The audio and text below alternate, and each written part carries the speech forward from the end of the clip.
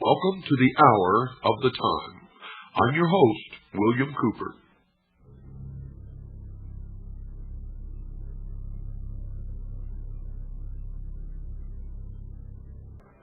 When I first saw the movie 2001, I was amazed, awed, to say the least. The entire scope of the movie was overpowering, and for most of the people of the world was completely baffling.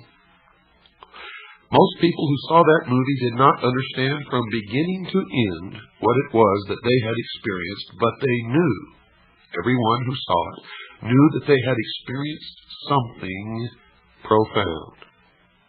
That something had been communicated to the dark, deep recesses of their mind, which they did not understand, and indeed, which they were incapable of understanding. For you see, the movie was not meant for the profane, as most of us are called, by the adepts or the initiates or the priests of the mystery schools. For that movie was a message to those initiates who were well versed in the symbology and the mystery religion of an ancient religion that is practiced to this day in secret.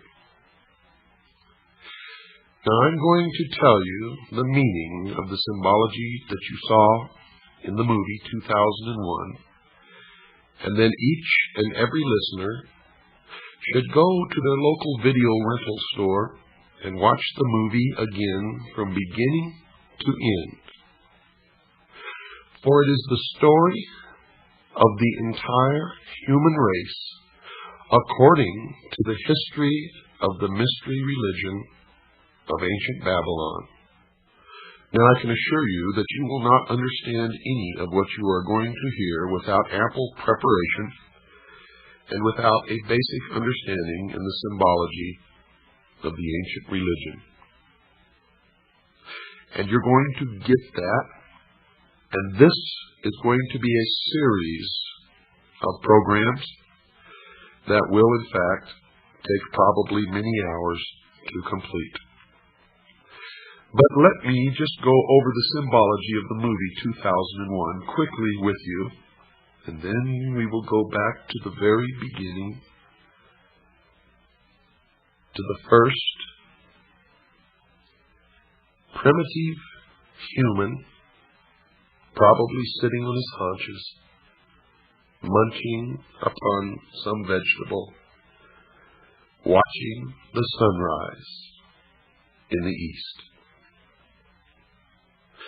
In the beginning of the movie 2001, most people who sat in the theater were struck by the imagery which was presented to them, as they saw first a dark and gray and ugly world.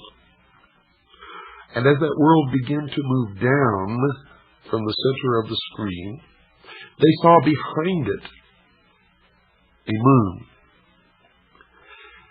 And as the moon began to come down, with the world that was sinking to the lower part of the screen. Behind it, you saw the emergence of the sun. What you were witnessing was an eclipse of the sun, partial eclipse, and as the light from the sun spilled across the edge of the moon, it took the shape of the boat of Isis. And the sun, of course, for anyone who has studied the Osirian cycle, became Osiris. And the symbology was Osiris riding across the heavens upon the boat of Isis. Now, this will all have much deeper meaning to you as we progress toward your education in the ancient mystery schools, which are today known by many different names, and we will get to some of those names as we go along. This signified, of course, the creation of the universe and of the world. And what we saw next was a barren plain, nothing growing, barren rocks, barren desert. And then we saw the sun begin to rise in the east over the horizon, signifying the birth of the world. As the sun traveled across the heavens, you saw the wind begin to move across the face of the earth, signifying that something was happening. Then as the sun began to reach its zenith on a prime longitude, we began to see shrubs, small green plants began to emerge. Now, the sun traveling across the heavens did not, of course, signify a day. It signified an age. An age, dear listeners. As the sun sank deeper into the afternoon, we saw the emergence of animal life, birds. So we could hear the birds singing, and we could see the animals. And then we could see primitive man in the form of an ape, mingling amongst the animals, neither harming the other, living in a state of innocence. And you saw man only eating plants and roots. And you saw that even when the animals and man were in competition for food, no one was injured or hurt, but there was a display of waving of arms and yelling and grunting until one or the other moved away. The significance of this was the age of innocence, when man lived in the Garden of Eden, innocent. With the animals, he was a vegetarian. And as the sun progressed farther toward the west, we saw man begin to retreat into the womb. For you see, the passage of the sun across the sky, from the time that it rose in the east, signifying the birth of the world, we saw that as it reached its zenith, its most powerful aspect in the heavens, life began to emerge, first in the form of plants and then animal life. And that the animals and early man lived in harmony together in a state of innocence. This was the symbology of the movie. During this process, you saw a rock formation in the shape of the male organ, the penis. This was the symbol of the mystery schools of the generative force of creation. When you watch the movie again, pay attention to the symbology of the movie. Now, as the sun begins to sink even farther in the west, man and his little tribe goes to the water hole and confronts another group of primitive man, all in the form of the ape. And there's a confrontation. But you notice that no one was injured or killed. There was a lot of waving of arms, jumping up and down, grunting, screaming, and screeching, until the group that was at the watering hole and had already quenched their thirst moved away, and then the new group moved in. And then they scurried into the womb, signified by the cave. And there was more symbology there, as they all sat in the darkness with their eyes open in fear. And one of the female apes held a child to her breast.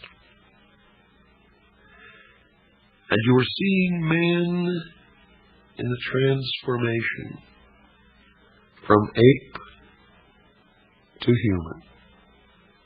Primitive man evolving to the point where he could think. And then what happened in the movie? Toward the dawn, you heard the humming of bees. Millions of bees.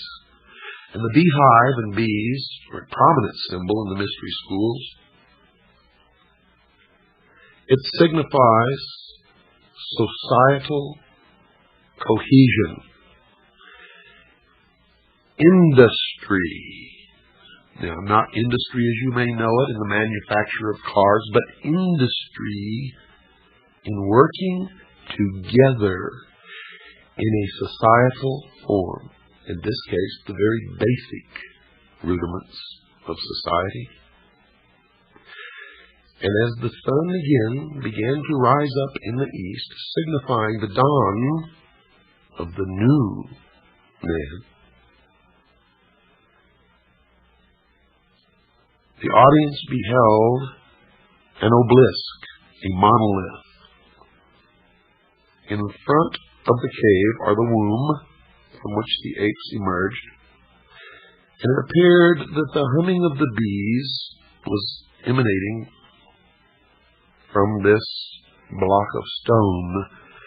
Now notice I said three words: monolith, obelisk, and stone. All of these are significant symbols in the ancient mystery religions. And you saw that this was not God, because creation had already taken place. The world had been created. Plants and animals had been created, and primitive man existed on the earth before this monolith, this obelisk, this stone ever made its appearance. It is also known as the stone that you saw earlier, the generative force, or the penis. Now don't get all confused by this terminology.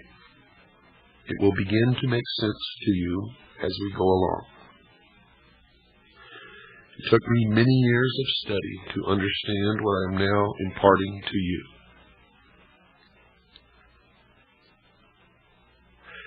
You watched as the apes milled about in great excitement, and one, encouraged by another, signifying Adam and Eve. The one encouraging was the symbol of Eve. The one being encouraged was Adam. Until he actually reached out and touched the face of the stone, and he was imparted intellect. You could tell that something significant had happened because the tone and the general volume of the music changed at that point. And then the other apes began to touch and rub the statue. Now, most people that I knew attributed what happened to some extraterrestrial force. And they were receiving the exoteric interpretation, or that which is meant for the profane, those who are not illumined and cannot understand what it is they are seeing. But for the initiated, what they witnessed was the creation of the world by God and the impartation of knowledge to man, the forbidden knowledge, by Lucifer through his agent Satan. For in the religion of the mystery schools, they believed that man was held prisoner in the Garden of Eden by an unjust and vindictive God, and that man was not told by this unjust and vindictive God that he could have the same powers. And man was set free from the bonds of ignorance by Lucifer through his agent Satan, and many believe that the two are the same, and that's okay because maybe they are. And that through the gift of intellect, man himself will become God. Now, for those of you who understand what I am imparting to you now, you may not even have to listen any farther, for it explains everything that has ever happened in the history of man, and everything that is happening now, and all that is to happen in the future.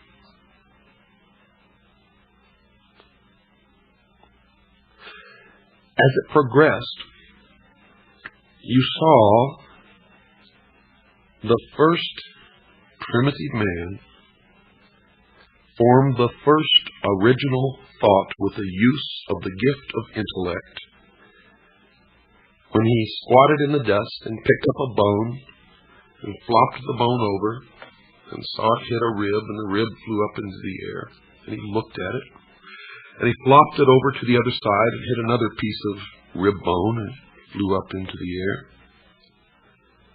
And you could see the wheels turning in the mind of this primitive individual as he lifted the thigh bone and then struck down in front of him and watched bones fly. And then he struck again and again, and then he crushed the skull of the dead animal that was lying in front of him. And you notice that the portrayal of this was absolutely accurate, because the next thing that happened was that this new gift, this intellect, and this original thought led to the murder of another primitive human being. In this case, of the tribe that had not been given the gift of intellect, did not have the ability to use a bone as a weapon because they had not made the connection. And you watched in the symbology of that movie the murder of Abel by his brother Cain. And you watched as he threw the bone up into the air, and the progression of the use of the gift of intellect led you to a space station spinning around the earth. And then the story began of man's journey toward illumination. And everything in that movie was a symbol for something else. Now, the audience sitting, who are what the adepts or the initiates call profane, did not understand what they saw. They thought that it was really about a journey into space by an astronaut or a group of astronauts. and the bad things that happened to some of them, and one survived. And none of them understood the significance of the obelisks, the monoliths, one on the moon, one in orbit around Jupiter, and the ultimate transformation of the astronaut into a giant fetus floating in space.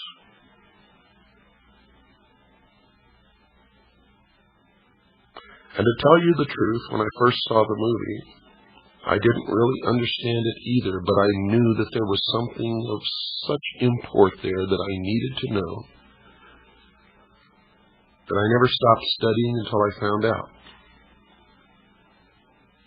And of course, one discovery leads to another. And every time I answered a question, 100 more popped up, until I reached a point, dear listeners, where I realized that if I studied for the entire rest of my life, there is not enough time in my life to learn what it is that I need to know. But I have learned enough along the way to impart some of my knowledge to you, and maybe you can help me find the ultimate truth that all of us, ultimately learn to look for. Although not all of us ever realize that we are looking, and most of us never even understand what it is that we are looking for, but some of us do understand that we are looking. The adepts of the initiates, the priesthood of the mystery school, believe that they have found it and that they know all of these things. And I'm not really sure that they do. Because in my search and my ultimate illumination,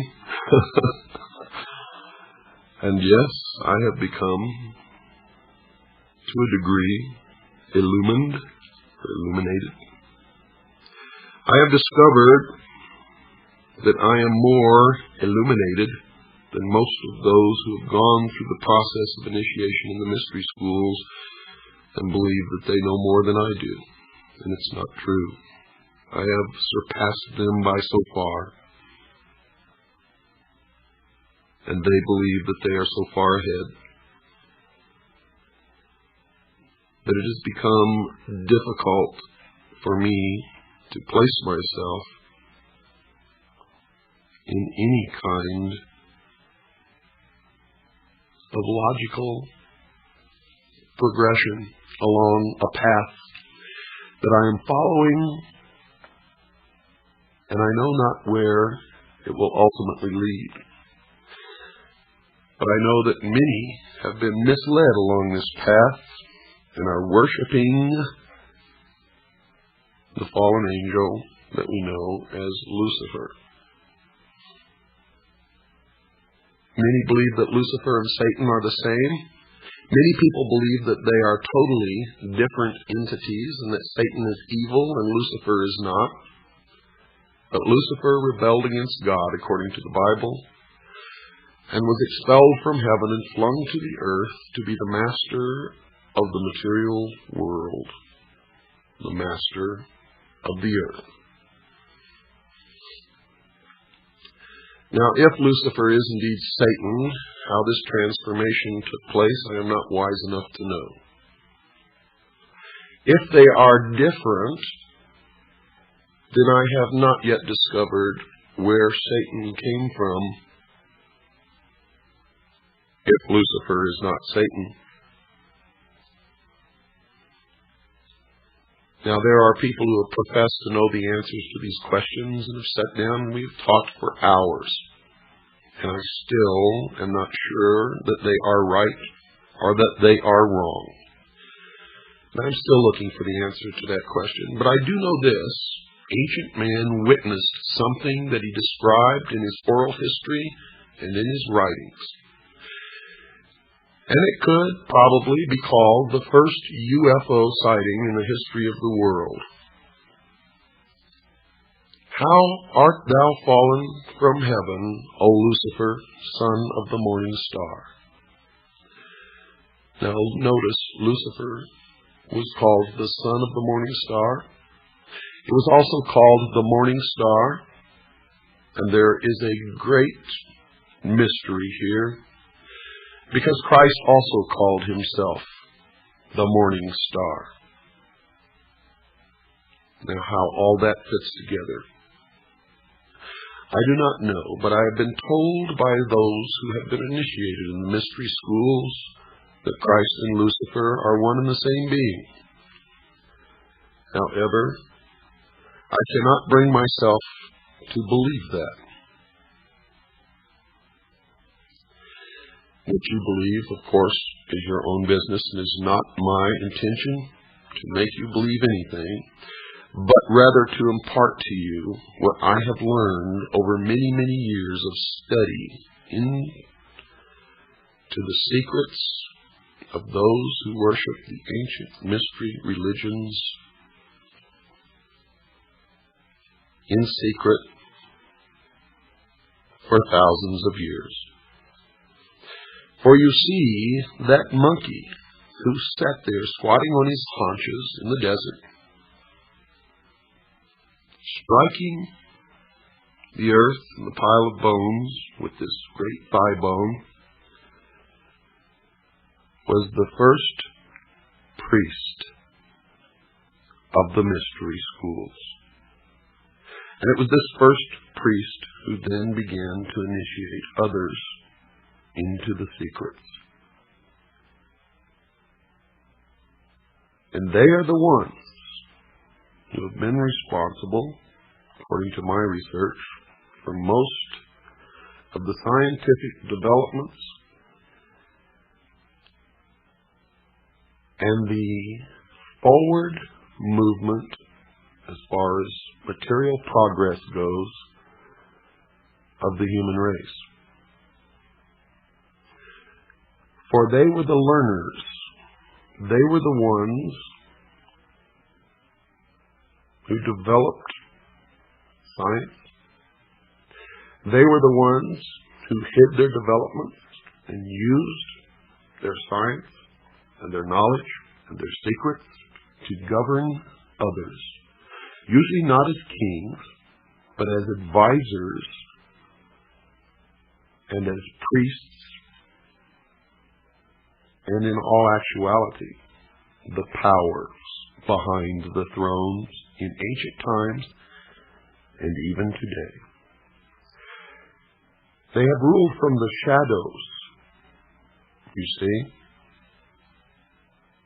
and they call themselves the guardians of the secrets of the ages.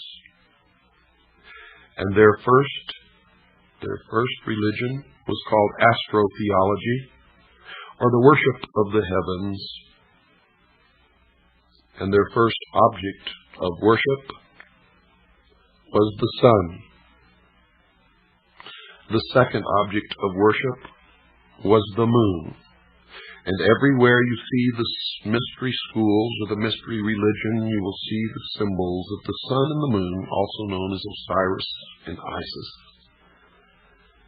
and the child Horus, which I will explain the meaning of later.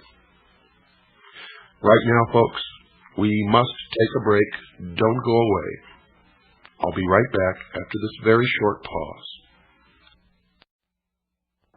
Man's newfound intellect set him upon a quest that, according to those who say that they know, has never ended even unto this day. And the modern-day equivalent of this ancient mystery religion calls itself the Order of the Quest. And you will see it reflected in many of their outward exoteric branches, where they disseminate information to the public, or manipulate the public, or deceive the public, as the profane to them are nothing more than cattle to be herded and occasionally to be led to the slaughter.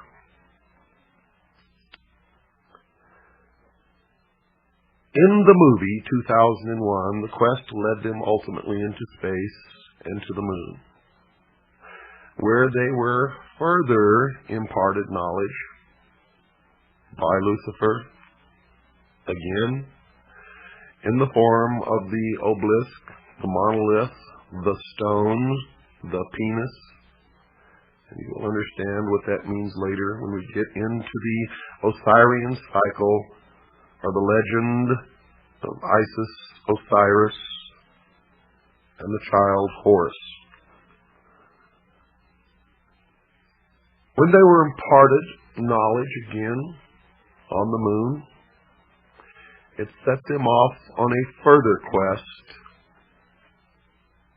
to the planet Jupiter, where they found a huge, tremendous, again, another obelisk, monolith,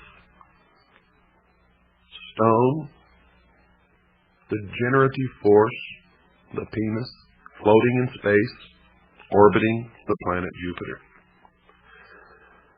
Now, the journey from the moon to Jupiter is significant. For the astronauts on board this spaceship represented the entirety of the human race. And it represented that some will evolve, and those who cannot will not be allowed into the future. You see, this was a message from those who rule to all of the initiates of the world. It was a message that the new age is now dawning. And you see that at one point during this journey from the moon to Jupiter, man, represented on a microcosm by the astronauts making this voyage, came in conflict with their own technology. The technology of the human race was represented by the computer called HAL. And for those who were intelligent enough to experiment with the name HAL and progressed the letters one forward in the alphabet from what they were in the movie, H became I, A became B, and L became M, and they were able to see that the symbol was of the largest at that time when the movie was made, and the corporation that was on the cutting edge of computer technology, IBM. It was significant that man had built this technology, this computer, which had an artificial intelligence and was capable of communicating with the astronauts.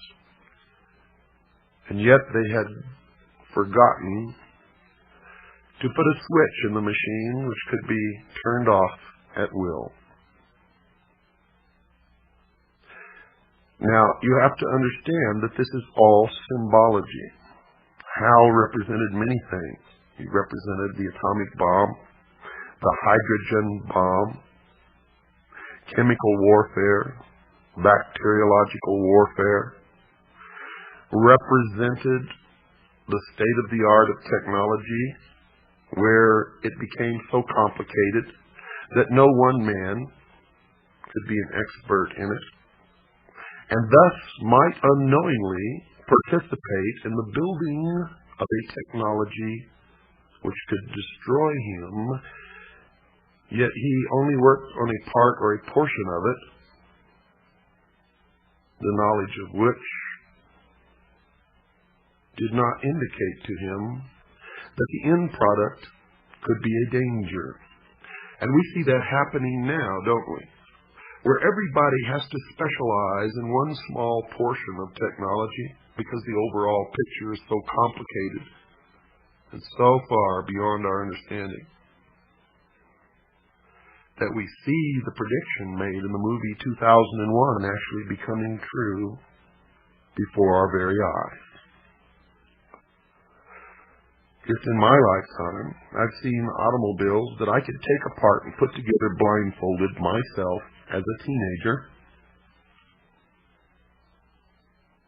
to driving automobiles that I can lift the hood and not even recognize most of what I'm looking at, except that I know that it's an engine in there. And I know that it's got a fuel delivery system and some kind of a system that ignites the fuel. But the technology has surpassed my ability to take it apart and put it back together again without many months or years of specialized training. And this has occurred across the board in our technology. And as I've told you before, I will tell you again tonight, dear listeners, in secret, whatever you perceive as the state of technology in the public eye, the very cutting edge, in secret they are a minimum of 50 to 100 years ahead, to the point where science fiction is no longer fiction and hasn't been for quite some time, but is in all actuality science fact. You saw this battle play itself out on board the spaceship, where ultimately there was only one astronaut left fighting the battle against Hal. And he was able to make this jump in his evolutionary consciousness, and he was able to fool Hal and turn off the computer. But when he did so, he knew that he had relegated himself to permanent separation from his fellow human beings back on Earth. And folks, the message was not that he went into space to effect this separation. Space was just the vehicle through which it was conveyed in the movie. The message was that the new man will go into the future and the rest of us will perish. We will not be allowed into the future. If we are, it will be as slave labor until we are no longer useful, and then we will simply be exterminated. The message to the vast army of initiates in the mystery school was, we are on the threshold of the new age. And into this new age will march only one man. It is the new man. It is the illumined man. It is the man that is able to make the evolutionary jump. To no more war, to no more rape, no more pillage, to the level in the mystery school known as 666. It is the number of a man.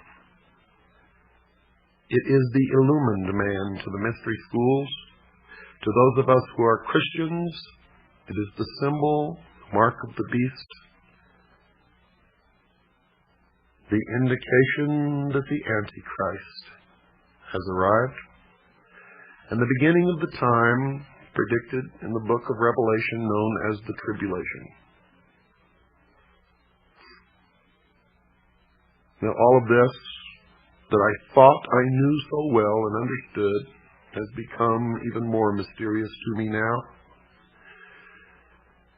as I know that I'm battling against something that is almost incomprehensible, and I have had to do it alone, by myself, not trusting anyone else, not letting them in, for fear that they would corrupt my mind and I would be led down the wrong path.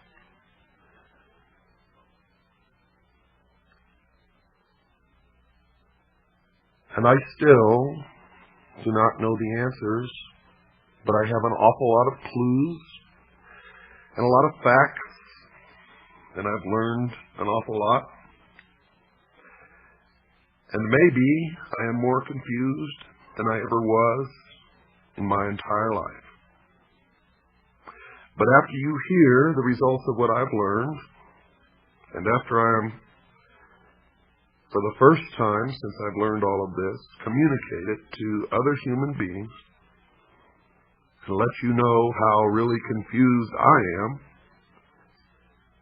Maybe all of us, being confused together, can put the pieces in their places and patch this mystery together and come up with what we need as answers to formulate a future that we can all enjoy. Without fear, without wars, without lies and deception and manipulation, without elitists and terrorists and crooks and liars. For I'm going to impart to you during all of this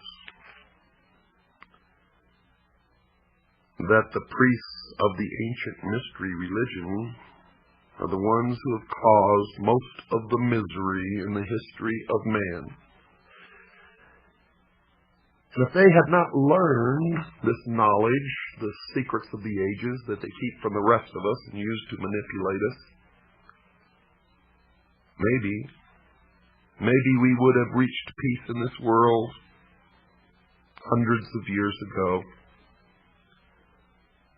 I don't really know the answer to that, but I don't think much of what has happened in the history of the world that was miserable, terrible, would have happened without these people.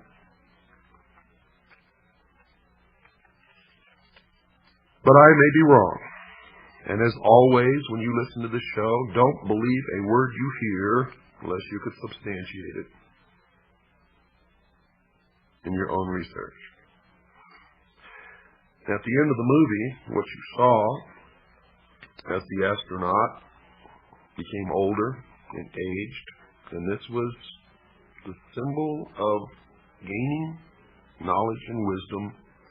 And he looked at himself, and he saw himself younger, and he looked back and saw himself older, and he looked back and he was older still, and he looked back and he was young again, and then old.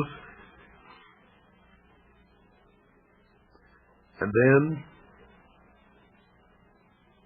you saw this unbelievably overpowering, stunning vision of a fetus, a human fetus, floating in the great vastness of the universe, signifying the birth of the new age and the new man that will go into the future.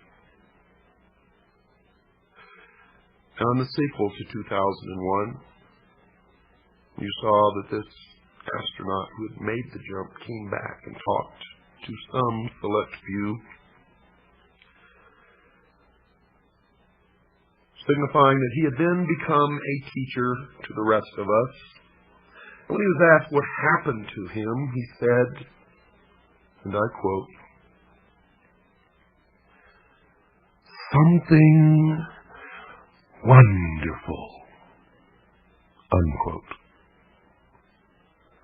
Now that was supposed to tell the rest of the initiates in the world who really understood the symbology of the movie that if they were able to make this transition, the future would be a utopia.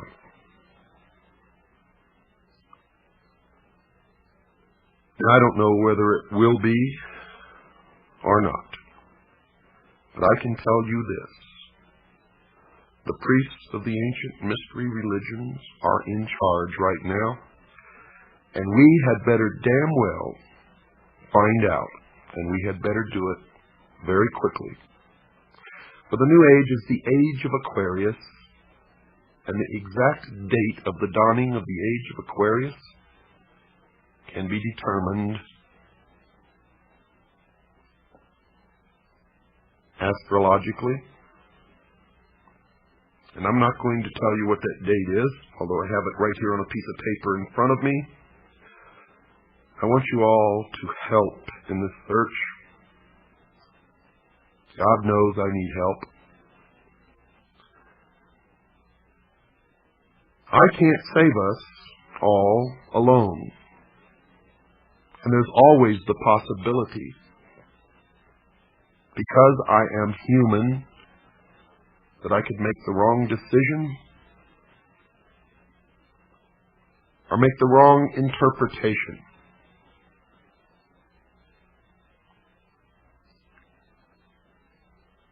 And that's why I formed CAGI, because many of us working together and digging and searching for information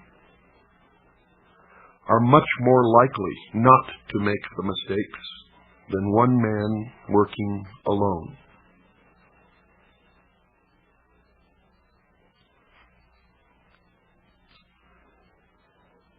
Let's go back now to the beginning,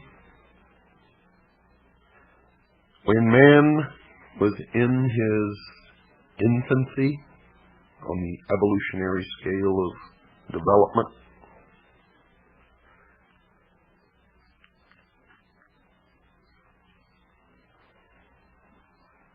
Man was alone.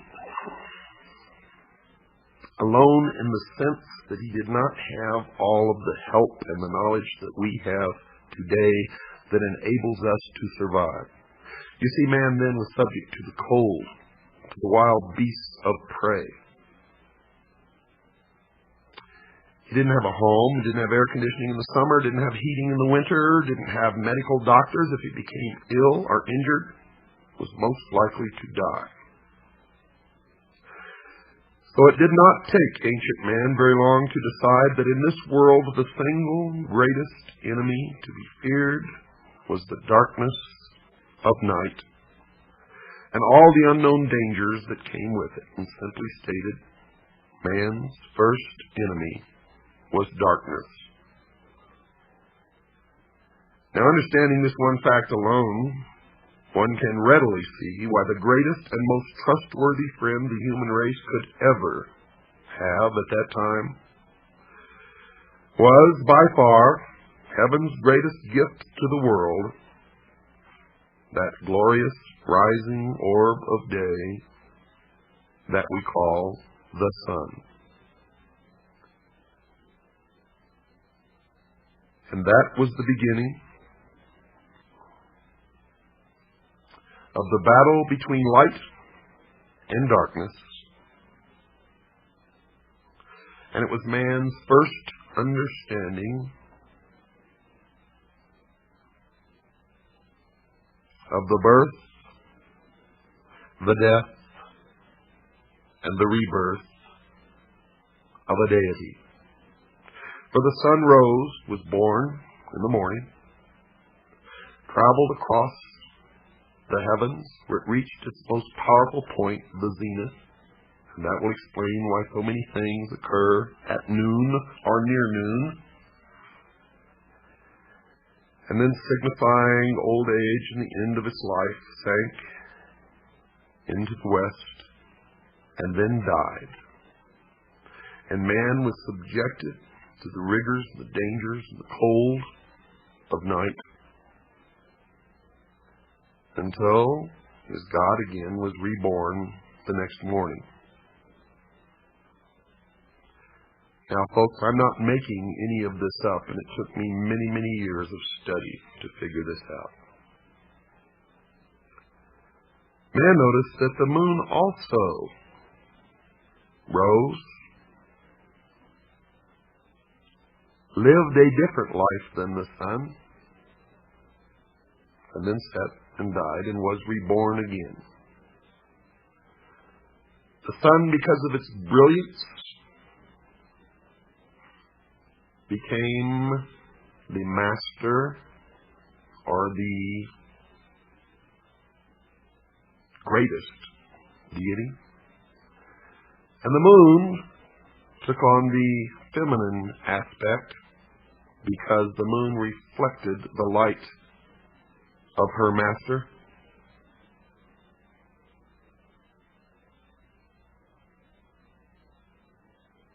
And all of this will begin to make sense to you eventually as we go through this, because from now on, every program that I do is going to be devoted to this, to the explanation of the esoteric religion, the ancient mystery religion.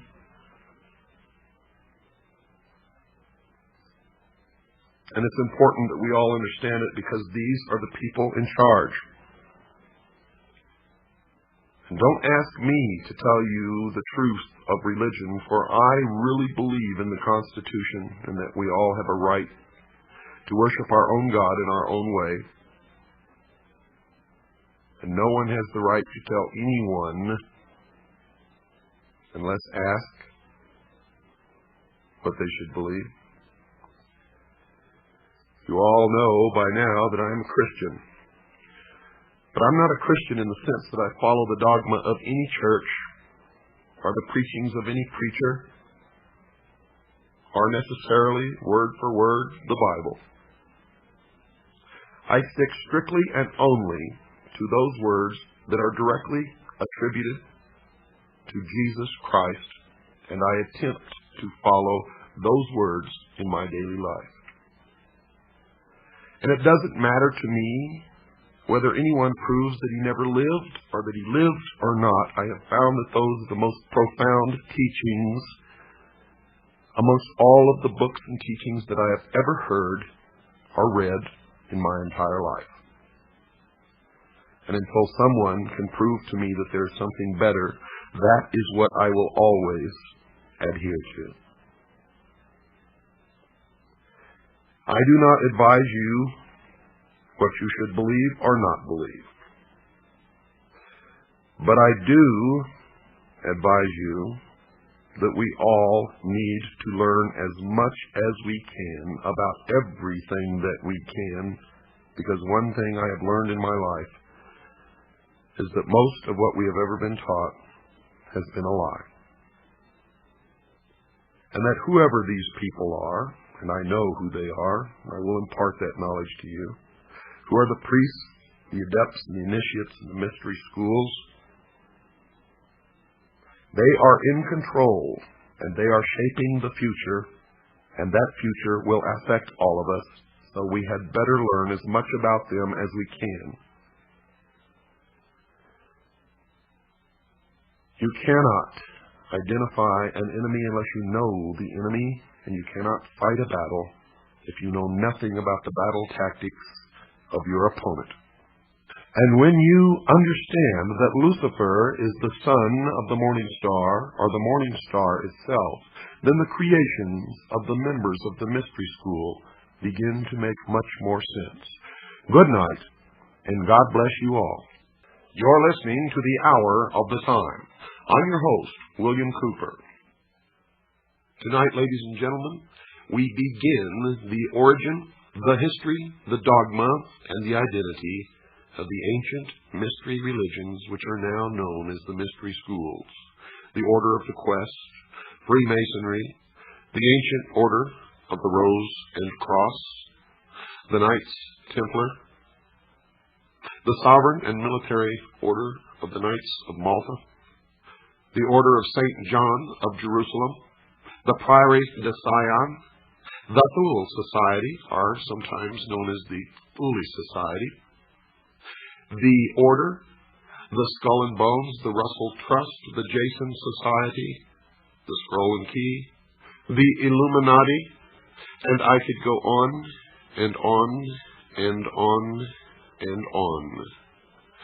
But the most important thing to realize is that they all have been collectively known throughout the ages as the mystery schools, the Illuminati, which literally means illumined ones, international socialism, communism. They are all one and the same, as you will come to know.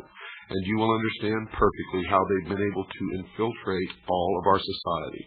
What you hear tonight does not necessarily reflect my views or beliefs or religion, nor those of WWCR. That song will have a clearer meaning to you as we progress in your education into the mystery religion. But we have to begin in the beginning with every story and every history. And we have to begin at the beginning of mankind. And the beginning is the beginning according to the mystery religion.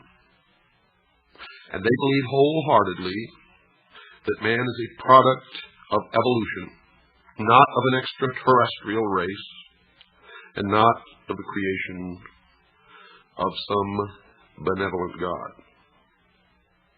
They believe that the tree-dwelling ancestors of man were among the most intelligent beings of their distant age. And when these creatures finally abandoned the trees and walked fully upright, freeing their hands to serve as implements of their minds as well as their bodies, there began the most successful evolutionary drive toward higher intelligence ever witnessed in nature.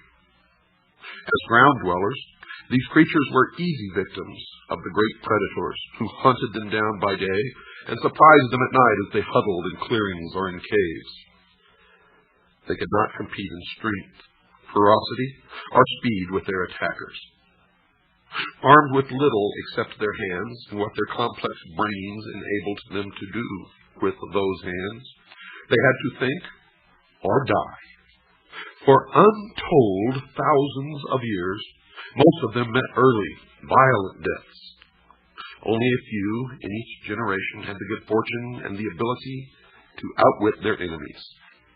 And these favored ones survived long enough to have and rear offspring. The unwary, maladroit, or stupid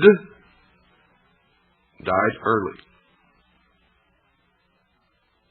And folks, I'm afraid that the stupid who live today are going to die early also. But back to the beginning. Their offspring, if they had any, were left to starve or be eaten by predators. Natural selection was operating on the earliest types of man with grimmest intensity. Perhaps no other extant creature has undergone so severe and protracted a period of selective elimination. Yet, here and there, small groups managed to survive because they had the intelligence to use sticks, stones, and clubs to defend themselves. Crude and puny as these implements were, they were weapons, and their possessors were the first creatures who could kill without having to come in direct contact with their antagonist. As the great beasts grew larger and either faster or more formidable, man became ever more watchful, ever more successful in pitting his wits against mass and power, more and more adept at slipping out of trouble, and as the challenge grew greater, so did his brain. For the laggards on both sides got left behind in the race for the future. And we are still engaged in that race for the future. The steps in the development of man's brain are revealed by the progressively larger brain cases which appeared with the passage of centuries. Basing our judgment on the improvements in tools and weapons which took place as the intelligence of their inventors increased, we can construct some of the ways in which natural selection may have worked to bring about a doubling in size of the human brain. Many edible nuts are too hard for even a caveman to crack between his teeth. Accordingly, they were useless to early man until some genius of his day discovered that any nut could be opened if it were just placed upon one stone and struck hard with another. Better fed, the family of this innovator proliferated while the others died off. Perhaps centuries later, while a man sat cracking nuts between two stones, one stone broke, and the broken edge cut his hand. Previously, men in the same situation had thrown the broken stone away and nursed their cuts. But this man started thinking. He possessed an original thought.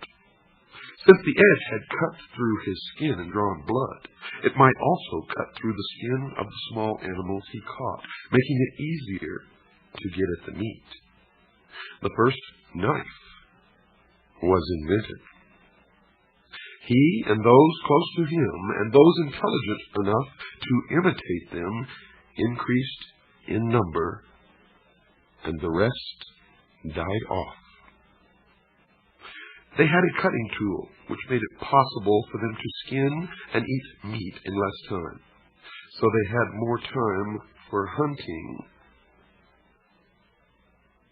Many of the descendants of this exceptional man became increasingly skillful at breaking and chipping hard stones into sharper tools and weapons.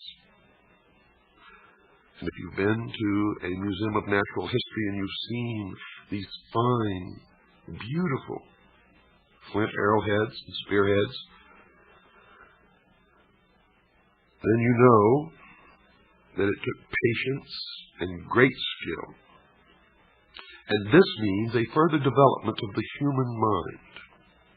Natural selection favoring better knife makers went on for hundreds of thousands of years, according to those who guard the secrets of the ages, and even according to modern science.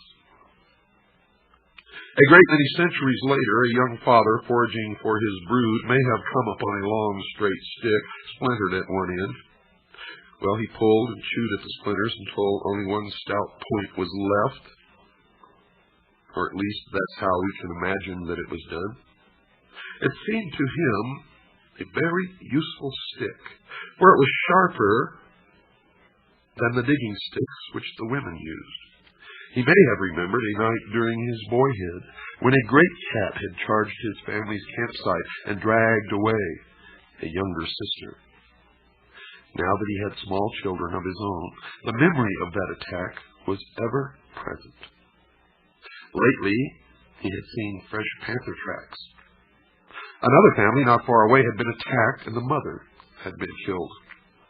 His dawning intelligence told him his pointed stick might be a better weapon against big cats than the clubs which he and the other men carried.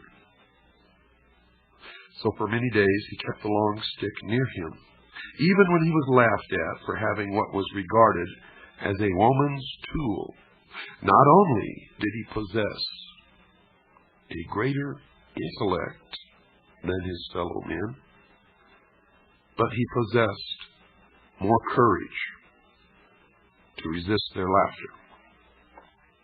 Then one night, he heard a faint rustling. He whispered a quick warning to his family. Suddenly, a dim shape charged at him in the darkness. Kneeling, he raised the point of his long stick toward the beast. It sprang, clawed at him savagely, then fled. The creature had struck the point so hard that the blunt end of the stick was shoved deep, deep into the ground. Next morning, following a trail of blood, the man found a panther dead from a punctured chest.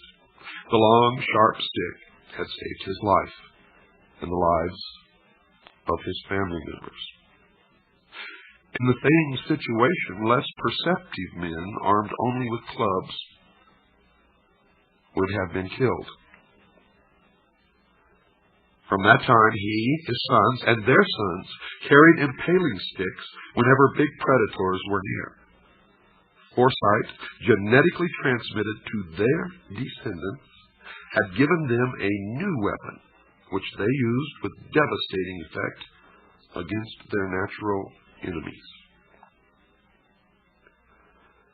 Perhaps many generations later, a bright descendant of the inventor of the impaling stick mated with the daughter of a man who had thought of throwing a club at fruits, nuts, and small animals on the lower branches of trees. Now and then, this brought down an extra meal. The man who knew how to defend his family from feline prowlers soon learned from his woman the new way to collect additional food. And their young family thrived, and some of the children, with good mental inheritance from both sides of the family, showed an even higher order of intelligence than either of their parents. With impaling sticks added to their clubs and cutting stones, men no longer had to be such furtive food gatherers. The hunted gradually evolved into hunters. And in times of famine, when battles over food were fierce, those with impaling sticks threw them with deadly accuracy at members of other hunting bands. Sharper stone knives and spears gave a double survival advantage during times of crisis. But the most telling gains were the increasing sharpness of minds. However incomplete our knowledge of human ancestry, there is scarcely any doubt that the development of brain power, of intelligence, was the decisive force in the evolutionary process which culminated in the appearance of the species to which we belong. Natural selection, they believe, has brought about the evolutionary trends towards increasing brain power because brain power confers enormous adaptive advantages on its possessors. It is obviously brain power, not body power, which makes man by far the most successful biological species which living matter has produced. Even with man's new weapons and tools, it did not take him very long to decide that in this world the single greatest enemy to be feared was the darkness of night and all the unknown dangers that came with it. Simply stated, man's first enemy was darkness. Understanding this one fact alone, one can readily see why the greatest and most trustworthy friend that the human race could ever have was, by far, heaven's greatest gift to the world, that glorious rising orb of day, the sun. And with this simple truth understood, we can now begin to unravel the most ancient and still the most successful religion upon the face of this earth. Its success lies in its ability to remain hidden from the rest of the people. But first, let me assure you folks that no people of the ancient world believed the sun to be God. In point of fact, every ancient culture and nation on earth have all used the sun as the most logically appropriate symbol to represent the glory of the unseen creator of the heavens. In the Old Testament it says, quote, "The heavens are declaring the glory of God," unquote. That's in Psalms 19, verse 1. In the Old Testament, quote, "The Sun of Righteousness will arise," unquote. Malachi chapter 4, verse 2. The ancient peoples reasoned that no one on earth could ever lay claim of ownership to the great orb of day. It must belong to the unseen creator of the universe. It became, figuratively speaking, not man's, but God's sun. Truly, God's sun was the light of the world. As I stated before, folks, in the dark, cold of night, man realized his utter vulnerability to the elements. Each night, mankind was forced to wait for the rising of the sun to chase away the physical and mental insecurity brought on by the darkness. Therefore, the morning sun focused man's attention on heavenly dependence for his frail, short existence on earth, and in doing so, it became the appropriate symbol of divine benevolence from heaven. For without the sun there was no light, there was no warmth, and nothing could grow or live upon the face of this earth. So just as a small fire brought limited light into man's own little world of darkness, likewise the great fire of day served the whole earth with its heavenly presence. For this reason, it was said that the God of the Bible was a consuming fire in heaven. And so he was. It was accepted by all that man was bound to a life on earth, but the sky was the abode of God's Son. He resided up there in heaven. Ancient man saw in his male offspring his own image and likeness, and his own existence as a father was proved by the person of his son. It was assumed that God's Son was but a visible representative of the unseen Creator in heaven. So it was said, quote, "When you have seen the Son, you have seen the Father," unquote. Said another way, quote, the Father is glorified in his Son, unquote. Ancient man, even with his limited intelligence at that time, had no problem understanding that all life on earth depended directly on life-giving energy from the sun. Consequently, all life was lost without the sun. It followed that God's Son was nothing less than man's Savior. Since energy from the sun gave life, and we sustained our very existence by taking energy in from our food, which came directly from God's Son, the Son must give up its life, supporting energy, so that we may continue to live. God's Son must give his life for us to live. Now, I know that if you are intelligent out there listening, you are making some connections here. You see, the mystery schools believe that Christianity is a perversion of the mysteries.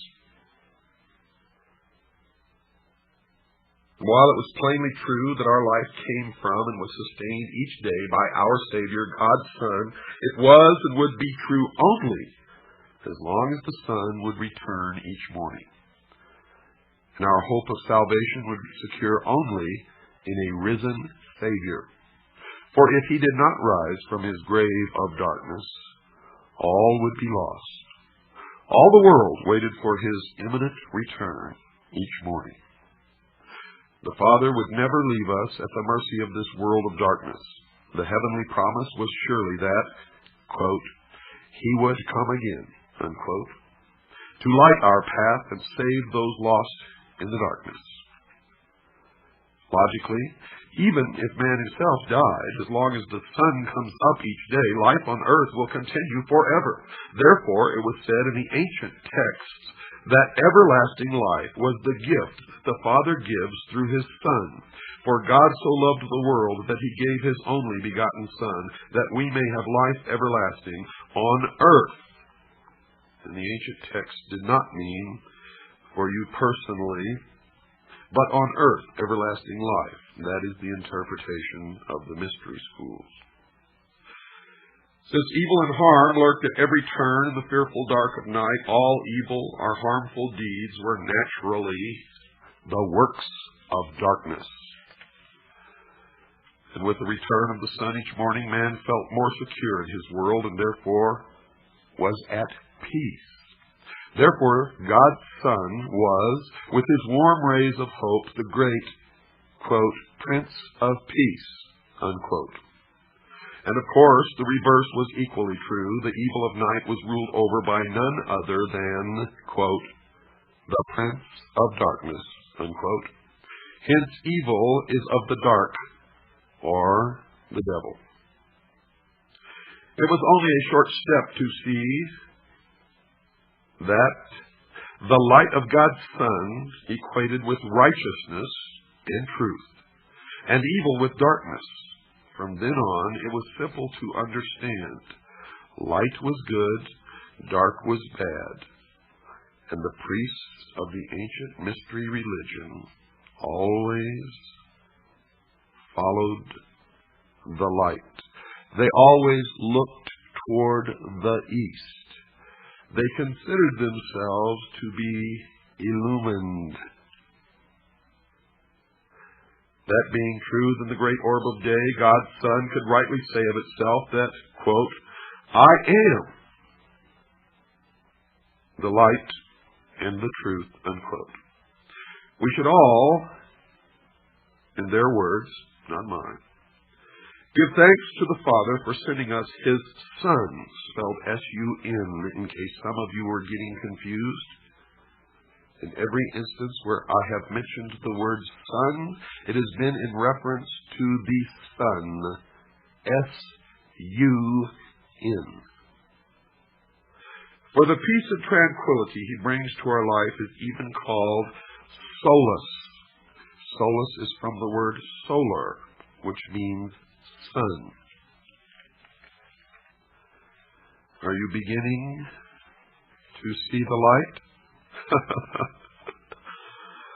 We now have before us two cosmic brothers, one very good and one very bad. One brings the truth to light with the light of truth. The other is the opposite, or in opposition to the light, the opposer, the prince of the world of darkness. It is at this point we come to Egypt. More than 3,000 years before Christianity began, the early morning sun, the Savior, was pictured in Egypt as the newborn babe. The infant Savior's name was Horus. The early morning sun, our newborn babe, was pictured in two ways. The dove, known as the bringer of peace. The hawk, the god of war who punishes the enemies of God. Today in government we still use these terms, doves and hawks. And that's how powerful this hidden religion is that we use the terms of this religion even today and know it's not. At daybreak, this wonderful newborn child is, of course, born again. Hallelujah. Horus is risen. That is what hallelujah means. Even today, when the sun comes up, we see it on the Horus risen, or horizon. His life was also divided into 12 parts, or 12 Horus hours, the 12 signs of the zodiac. But now, what about the evil brother of God's Son, that old prince of darkness himself? In the Egyptian belief system, he was called Set, or sometimes Typhon. We are told in the Bible that when God's Son died, the world was left in the hands of the prince of darkness at sunset. Sunset. Do you understand? God's Son was killed by the prince of darkness, Set, at sunset. It was generally observed that God's Son could be depended upon to return in the same manner that he left, namely on a cloud, and every eye will see him, unless, of course, you're blind or dead. Keeping in mind that God's Son not only represented the light of truth, but was put to death by his enemies who could not endure the light of truth in their life, it was taught by the ancients that the very act of opposing or denying the light of truth to the point of killing it happened in one's own mind. When we are confronted with harsh realities of life, the truth, the light of truth, which we do not wish to face and which runs counter to our views, such truth is put to death by your mind and in your head. Therefore, God's Son, the truth and the light, is put to death at the place of the skull, or skull place, located somewhere between your ears. This putting to death of the light of hope in your mind is always accompanied by the two thieves: regret for the past and fear of the future. Don't go away, folks. We have to take a short break. I'll be back right after this pause. And of course, God's Son goes to his death wearing a corona, which in Latin means crown of thorns. Remember the Statue of Liberty? It was given to us by Masonic France.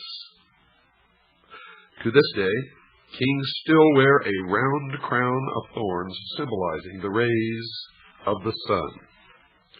Now, as far back as we can go into the ancient world in our research, we find that all known cultures had a three-in-one, or triune God. The very first Trinity was simply the three stages of life of the sun: newborn at dawn, mature or full-grown in its full power at 12 noon, and old and dying at the end of day, going back to the Father. All three were, of course, one divinity. The Trinity is no mystery in the mystery schools. The Egyptians knew that the sun was at its highest point in the sky, or high noon, when no shadow was cast by the pyramid. At that point, all Egypt offered prayers to the Most High God. As stated before, to the ancients, The sky was the abode, or heavenly temple, of the Most High. Therefore, God's Son was doing his heavenly Father's work in the temple at noon. The world of ancient man kept track of times and seasons by the movement of the sun, daily, monthly, and yearly. For this, the sundial was devised. Not only the daily movement of the sun was tracked on the round dial, but the whole year was charted on a round calendar dial. Examples are ancient Mexican, Mayan, Inca, Aztec, Sumerian, Babylonian, Assyrian, Egyptian, Celtic, or Celtic as some pronounce it, Aryan, etc. With this method, certain new concepts emerged in the mind of ancient man. Since the earth experienced 4 different seasons, all the same and equal in time each year, the round calendar was divided into 4 equal parts. This represented the complete story of the life of God's Son. This is also why we have in the Bible only 4 Gospels. Of this point, there can be no doubt, for Tertullian and many early church fathers stated this exact fact themselves in their own writings. And this, the mystery school claims, is why the famous painting of the Last Supper pictures the 12 followers or houses of the sun in 4 groups of 3, the seasons, with the sun in the center alone.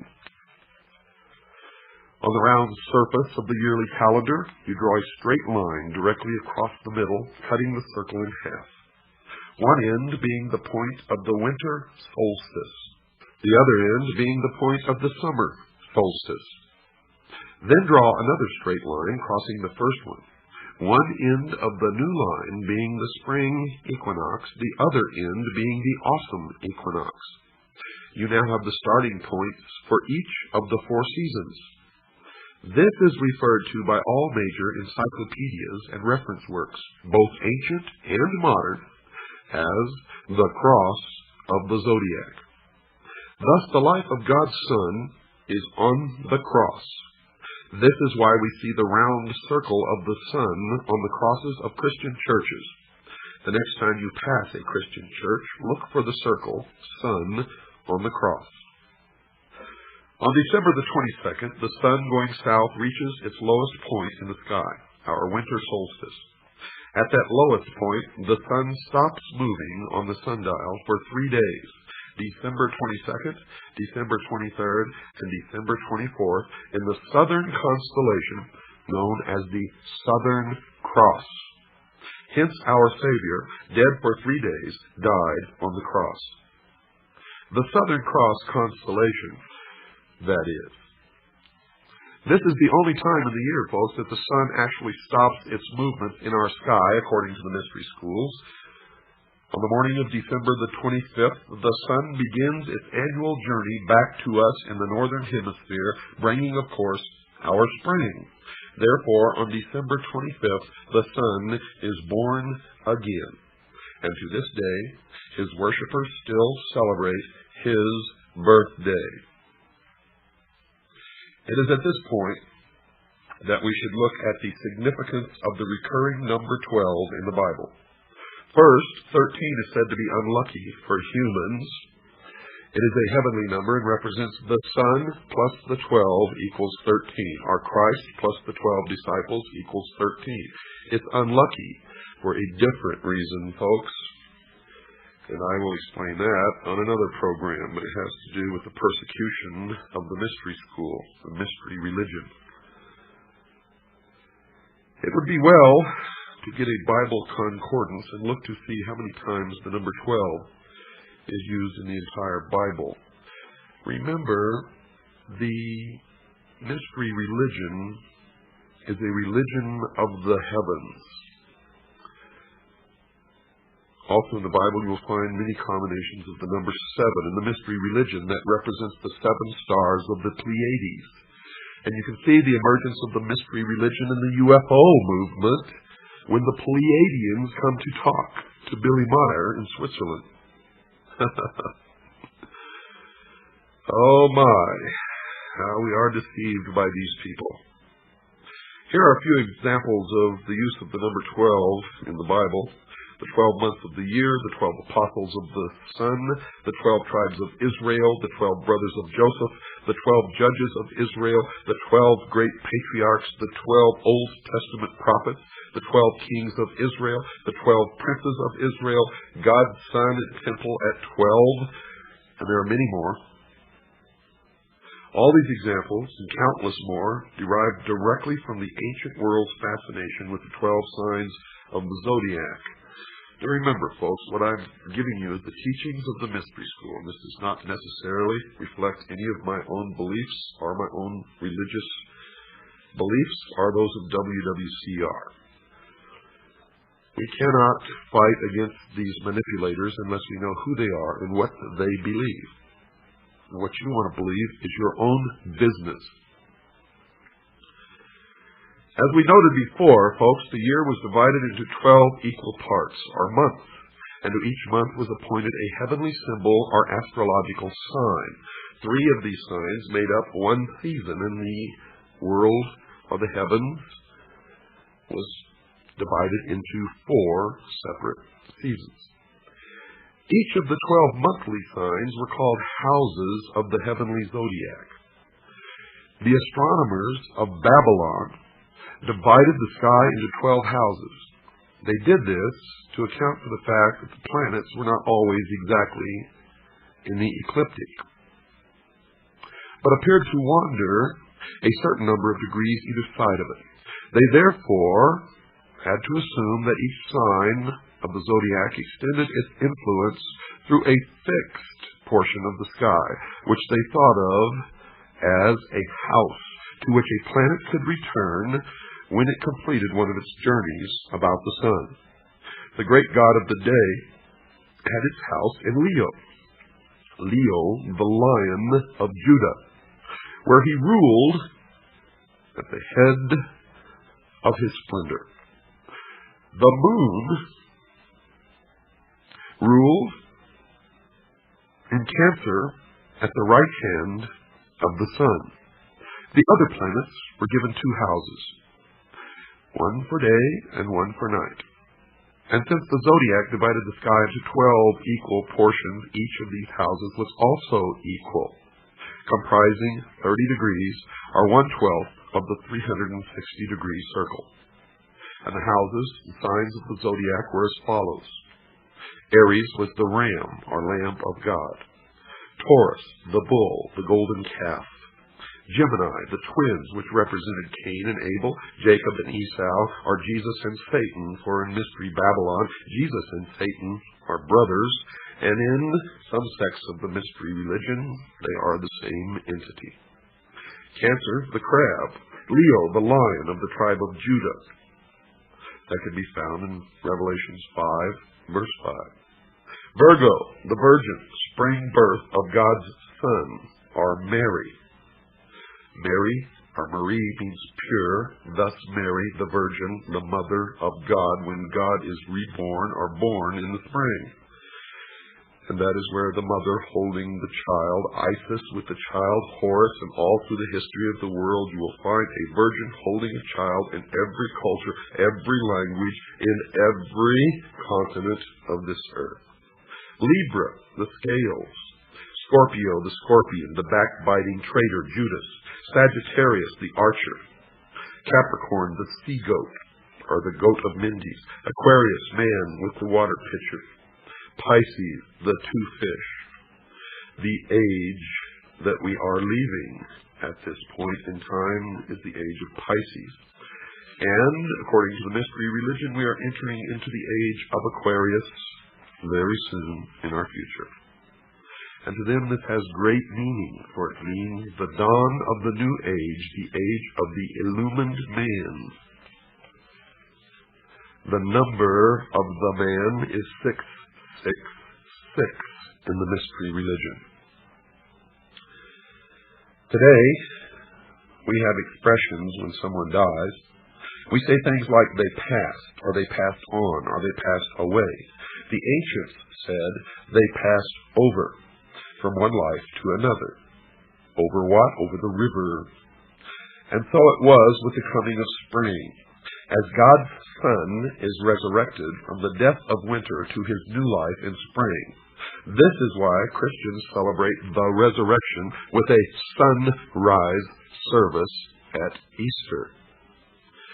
And the Jews, who knew this ancient religion from their time in captivity in Babylon, celebrate the same with their Passover. With this knowledge, we now add the fact that the first decan of the astrological sign of Virgo is Coma, or the desired one of the nations. This was pictured by the ancient astrologers as a virgin girl holding a newborn babe. Hence our Madonna and Child motif. So in the spring, our Virgo, God's Son, is born of a virgin. Incidentally, the astrological symbol for Virgo is the letter M, or Marie, which means pure, hence Mary, the pure virgin. And all through every culture you will find other representations by other names of the Virgin Mother with the child. Isis with the child. Horus, born of a magical intercourse, when Isis changes into a bird and flutters over the dead. Osiris representing the sun, Isis representing the moon. I will tell you the meaning of the child Horus, other than the sun in the morning, probably on another episode of the Hour of the Time. Now, we belong to one another. According to the mystery school, we are part of God's creation. We are part of a great fraternity of man, according to them. We are creation's voice to sing praise to God as we gather in the morning. The morning oaks to pray. The very time of day recalls our creation and our new creation in Christ. During the gathering time, reflect on this mystery. Using the silence, the sounds of morning, the Psalms and other scriptures, be aware that the rising sun is the image of Christ, our Son and source of life, and that is taken right out of a Protestant church's leaflet calling for the congregation together for the Easter sunrise service. Next we read at 1 Peter chapter 5 verse 4 that God's Son is the chief shepherd. This word chief is very important, for at 1 Peter chapter 2 verse 6 and again at Ephesians chapter 2 verse 20, God's Son is called the chief cornerstone.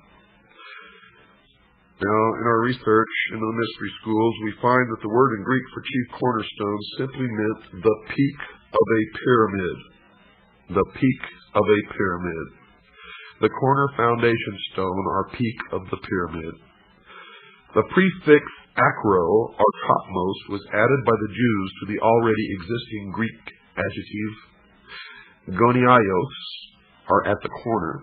In that way, the translators of Isaiah rendered the Hebrew word for corner, pinya, Isai 28:16, describing the stone which was a sure foundation and which probably had reference to the future Messiah. Well understood by the Christian writers was that of an important stone which was both acro, a peak, and a goniaios, a cornerstone. But there are 4 or more corners to a building, and a stone at a corner cannot be uniquely significant. Although you will find in Freemasonry the ceremony of laying a cornerstone for every building that is built, and you look at all the buildings in Washington, D.C., you will see a cornerstone with the Masonic symbol, the Masonic date of the mystery schools of the calendar of 6,000 years. Well, we found that we don't believe that it can be significant unless the stone be at the apex of a pyramid where all corners meet and bond together, and that is the secret of the truncated pyramid, missing the capstone on the reverse of the Great Seal of the United States. For we have found in our research that in the mystery religion, the master mason is the cornerstone or the peak of the pyramid. the illumined man, who functions as the eye of Horus or the spy for the mystery schools wherever he is at. Just as the Great Pyramid near Mexico City is called the Pyramid of the Sun, so also the Great Pyramid of Egypt was actually dedicated to Horus the sun. A picture of this you may see on the back of any $1 bill. Above the pyramid, folks, is the eye, the sun, the eye of Horus, the Son of God. The New Testament tells us 3 different times that God's Son was taught by and learned all things from the Father. He was the pupil. We are told at Matthew chapter 14, verse 17 and 19, that God's Son tends to his people's needs with 2 fishes. The 2 fishes being the astrological sign all astrologers know as Pisces. Thus we have had for almost 2,000 years God's Son ruling in his kingdom, or sign of Pisces, the 2 fishes. As stated before, these signs are called houses. Therefore Pisces is the Lord's house at this time. Truly, the greatest fish story ever told. According to astrology, sometime after the year 2010, catch that date, folks, the year 2010. And remember what I told you about 2001. Arthur C. Clarke is obviously a member of the mystery schools. And Stanley Kubrick, who's responsible for making the movie, is obviously a member also. According to astrology, sometime after the year 2010, the sun will enter into his new sign, or his new kingdom, as it was called by the ancients. This next coming sign or kingdom soon to be upon us will be, according to the zodiac, the house or sign of Aquarius.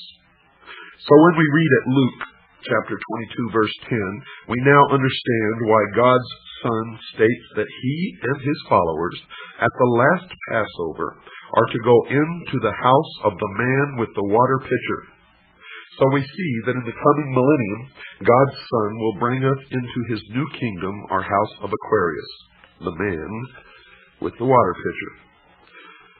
Once we realize that in astrology each month is assigned one of the so-called houses of the zodiac, and in heaven are 12 houses, or 12 monthly signs, then the words we read of God's Son saying, quote, "In my Father's house are many mansions," unquote, makes sense when translated correctly.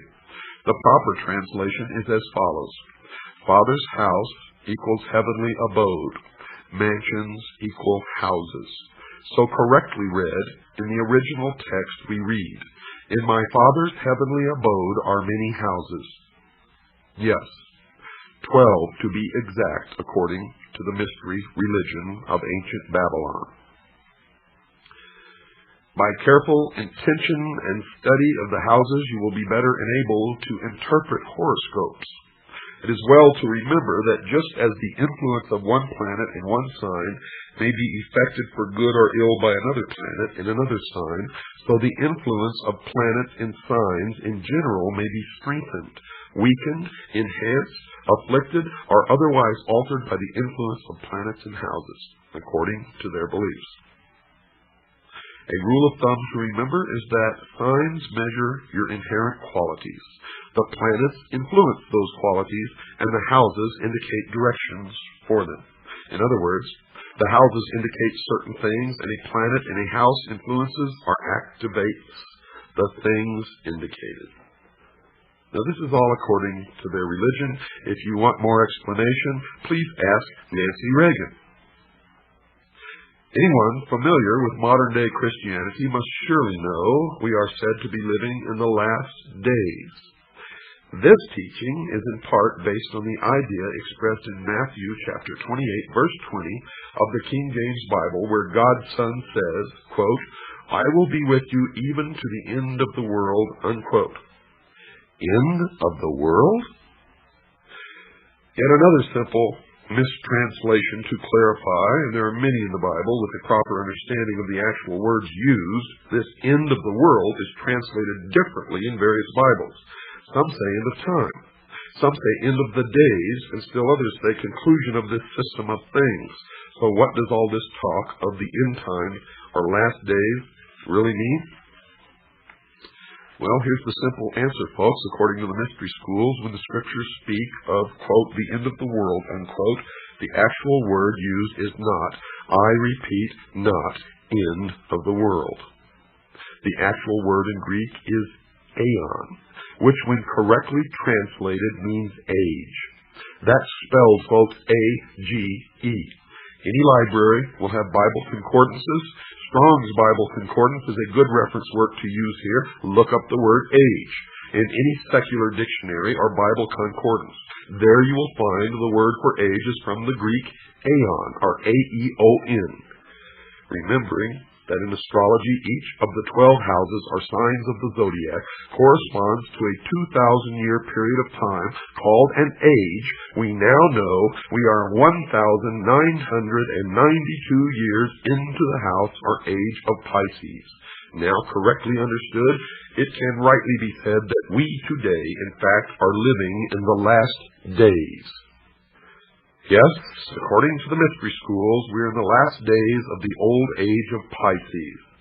Soon, God's Son will come again into his new kingdom, or new age, and that's where all this new age movement and new age comes from, new age of Aquarius, man with the water pitcher. Luke chapter 22, verse 10. That's right, folks, the new aeon, or the new age. This, according to the mystery schools, is the perversion of Christianity. This is the theme of the Bible, God's Son and his coming kingdom age, the new age of Aquarius. Now, what you choose to believe is your business. Remember, don't get mad at me. I am teaching you the mystery religion of ancient Babylon. And I'm telling you right now, many people practice this mystery religion in secret, and they hate Christians. They hate Christians because they believe that Christianity is a perversion of their religion and thus is their enemy. When viewing the shimmering rays of sunlight on a body of water at dawn or sunset, according to the mystery schools, one can still see today how God's Son walks on water. Good night, and God bless you all. Good evening, folks, and welcome once again to the hour of the time. I'm your host, William Cooper. We continue where we left off last Friday night, February the 12th. And I want to quickly reiterate that what you're going to hear does not necessarily reflect my beliefs or my religion or the beliefs of the staff or management of WWCR Worldwide Christian Radio. What you are hearing, folks, is for the first time in history the public revelation of the origin, the history, the dogma, and the identity of those who operate in secret to bring about a worldwide totalitarian socialist government. They are known to Christians as Mystery Babylon. It is an ancient religion. Now get a pencil and paper ready, because if you did not tape last Friday night's broadcast, or if you did not hear it, you must order it. You must order it. You have to have this information. And if you have any possible way to tape tonight's broadcast, either tape it or order this tape. You can order studio quality tapes from us, and I will give you that information later in this broadcast. Make sure, as always, that you have pencil and paper or pen and paper by your side at all times. You will want to write down important portions of this broadcast, and you certainly will want to get our address and phone number and the price of the tapes. Those of you who are smart enough to know what is transpiring here know that these are historic broadcasts, and by making these broadcasts, I have sealed my fate. The sun enters each heavenly sign or house of the zodiac in what is called the 30th degree, and leaves at the 33rd degree. Thus God's Son is said by the ancients to begin his ministry at 30 and dies at 33. A Freemason is not told the truth of the object of his worship until he attains the 30th degree. And this is why the highest degree in Freemasonry is the 33rd degree, for no one can rise higher than the sun. When viewing the shimmering rays of sunlight on a body of water at dawn or sunset, one can still see today how God's Son walks on water. It was well understood by ancient man that our weather was caused and controlled by the sun. It was a simple fact that God's Son had the power to control storms at will. The ancient Egyptians taught that he did this as he rested in his heavenly boat while crossing the sky. Thus, we read that God's Son quieted the tempest or great storm on the sea while in his boat. Which boat? The boat of Isis. Ra, the sun god, also known as Osiris, in the bark of millions of years in which he traversed the heavens, he wears on his head and accompanies a vast sun disk, symbolizing his powers as Lord of the heavens. The boat formed of a serpent bears his eye, and the god is seated on a pedestal representing Mayet, the divine order. Folks, when we stop to realize that every single king, prince, lord, governor, dictator, despotic ruler, civil and social institution, national flag, coat of arms, educational institution, military medal, award, organizational insignia, medallion, badge, emblem, citation, trophy, banner, pendant, political standard, or ensign, agency of government, or religion uses the sun as a primary symbol, then it can truly be said in the mystery school that God's Son is, quote, King of Kings and Lord of Lords, unquote. Here we note another cleverly disguised part of the whole, according to the mystery school, misunderstood and plagiarized story. For they believe that Christianity is a perversion of the mysteries, and that's why they hate Christians. In the ancient world, months were counted according to the phases of the moon. They were called the lunar months on the lunar calendar.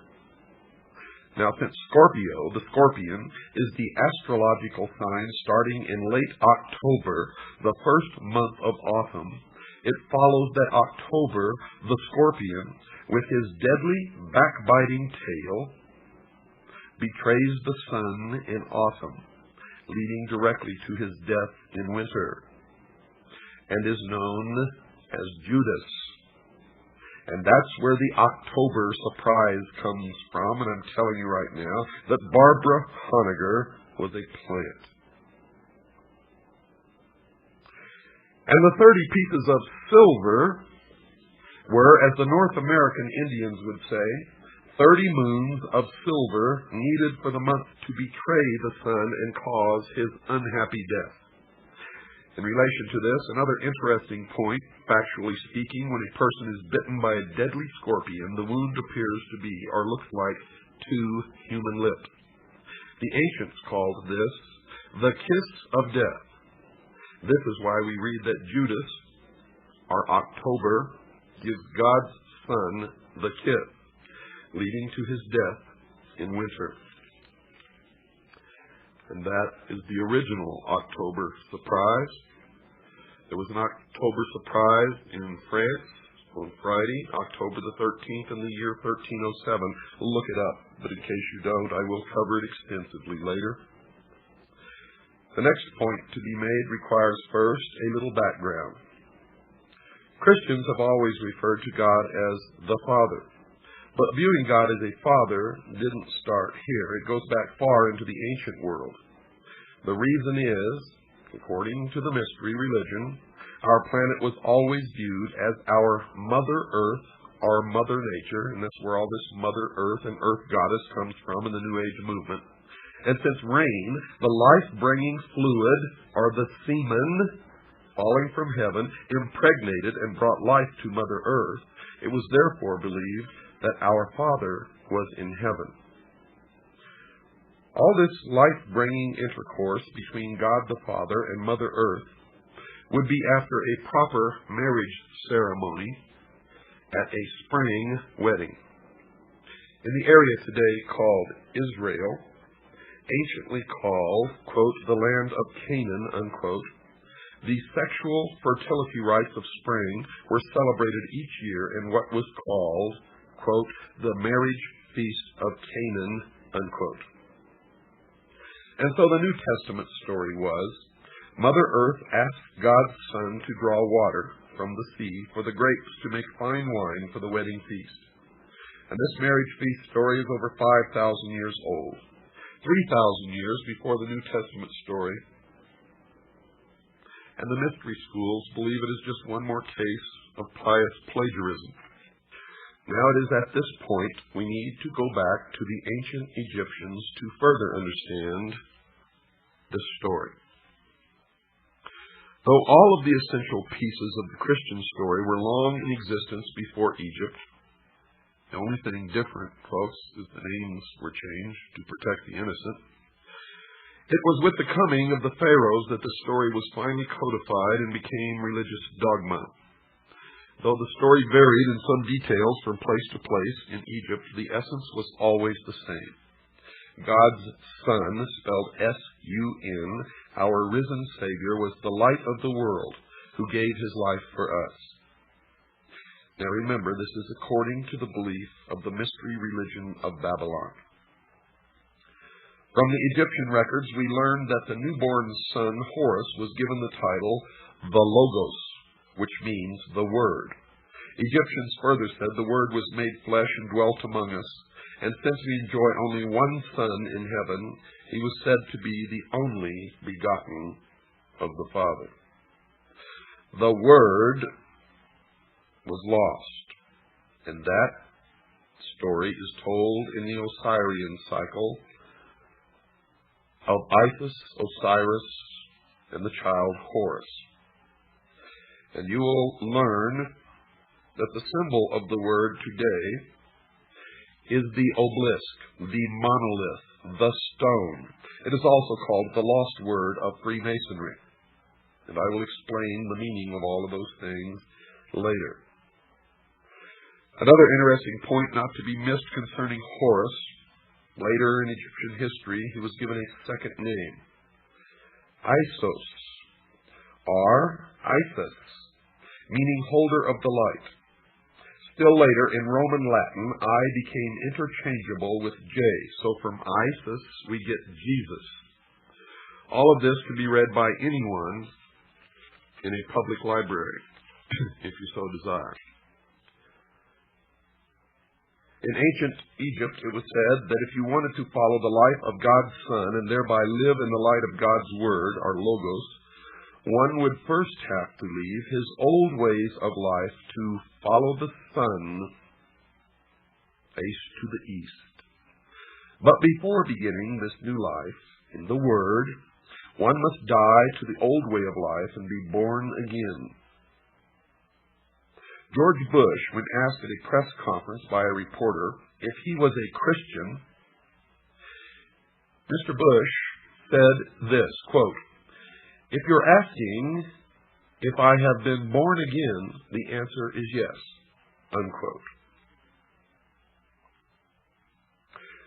Your first birth was out of the water your mother formed you in. Because her water broke and your new life began, rebirth is symbolized by coming out of total immersion in water, or baptism, or being born again. These points here mentioned are just some of hundreds, if not thousands, of direct connections that can be made between the Judaic Christian Bible story and the far more ancient original story. The purpose for drawing your attention to this literary plagiarism, according to the mystery school, this is what they believe, is best stated by Alfred North Whitehead, who said, quote, "No lie can live forever," unquote. They hate Christians, they hate Christianity.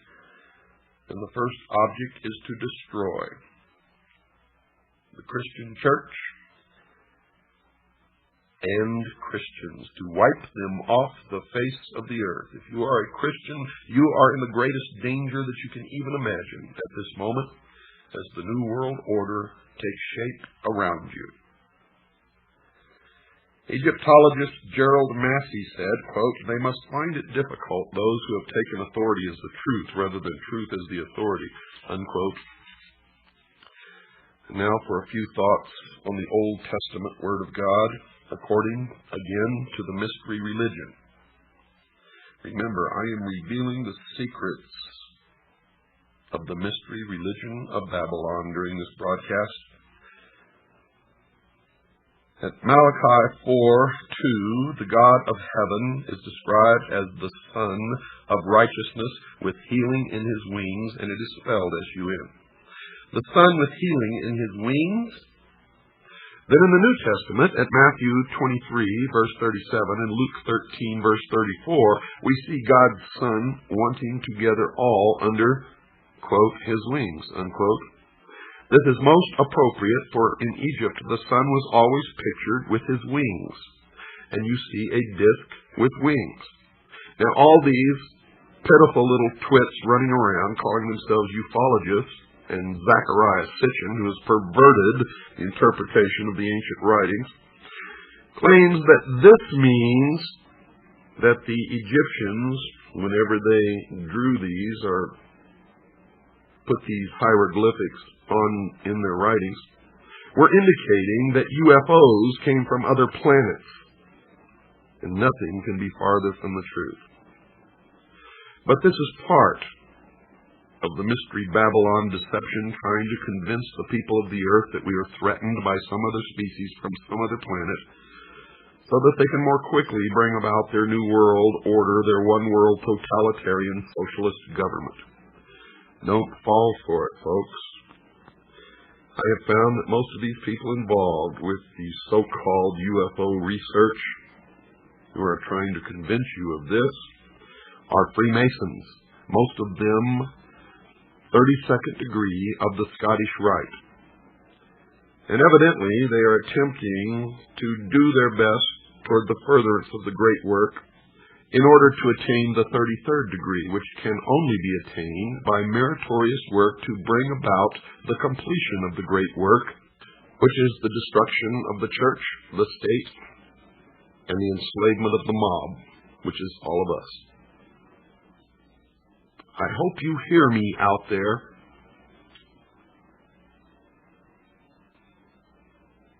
In the most ancient Egyptian understanding of things, mankind was called the sheep of God. And the great orb of day, God's Son, was the overseer, or, in the exact words from the ancient Egyptian manuscript, the Good Shepherd. And we are his flock. All ancient kings thought of their people as sheep to be pastured with themselves as the shepherd. Sheep are ideal followers, you see, for they do not think for themselves, but will blindly follow anyone without question, and that's why I call most people sheeple. It's truly admirable behavior for animals, but it is very, very unwise for humans. Sheep were born to be fleeced and have the wool pulled over their eyes, and are eventually always led to the slaughter.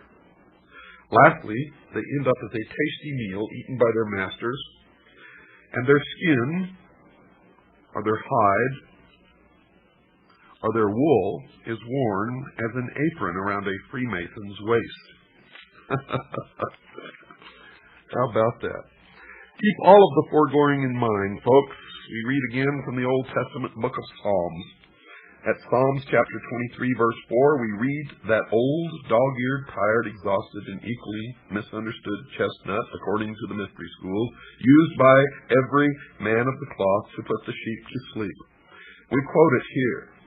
Quote, "Yea, though I walk through the valley of the shadow of death, I will fear no evil, for thou art with me. Thy rod and thy staff, they comfort me," unquote. Thy rod and thy staff? Here in the book of Psalms, the Old Testament God is pictured with his rod and staff. The rod here mentioned is the king's rod of discipline, and the staff is the shepherd's staff or crook. Now, for the correct understanding of this old verse, any good library book on the Egyptian religion will tell you that the ancient pharaohs were said to be ruling for God's Son, spelled S-U-N, on earth. He was called King of the Kingdom and the Great Shepherd of his sheep. In the hands of the Pharaoh god, whose arms formed the sign of the cross on his chest, were placed the royal symbols of heavenly power, the rod, which was a flail, and the staff. The rod was used to beat those who were disobedient, and the staff with the crook was used to herd the sheep. Incidentally, Jesus is pictured not only with his shepherd's staff, but at Revelation 12, verse 5, and Revelation 19, verse 15, is also said to rule with a rod of iron. And I have pictures here of all of this. You can't see it, but you can go to the library and find this stuff. Our research has been thorough, and we have managed to place members of Kaji within the Masonic lodges, and we have verified everything that we are telling you here now. We have infiltrated the lodge. In Jeremiah chapter 18, verse 2 through 6, and Isaiah chapter 64, verse 8, we see the God of the Old Testament portrayed in a different way.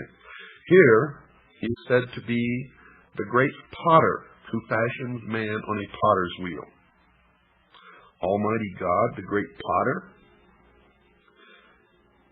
In Jeremiah chapter 18, let me read to you what it says. The word which came to Jeremiah from the Lord, saying, Arise and go down to the potter's house, and there I will cause thee to hear my words. Then I went down to the potter's house, and behold, he wrought a work on the wheels. And the vessel that he made of clay was marred in the hand of the potter. So he made it again, another vessel, as seemed good to the potter to make it.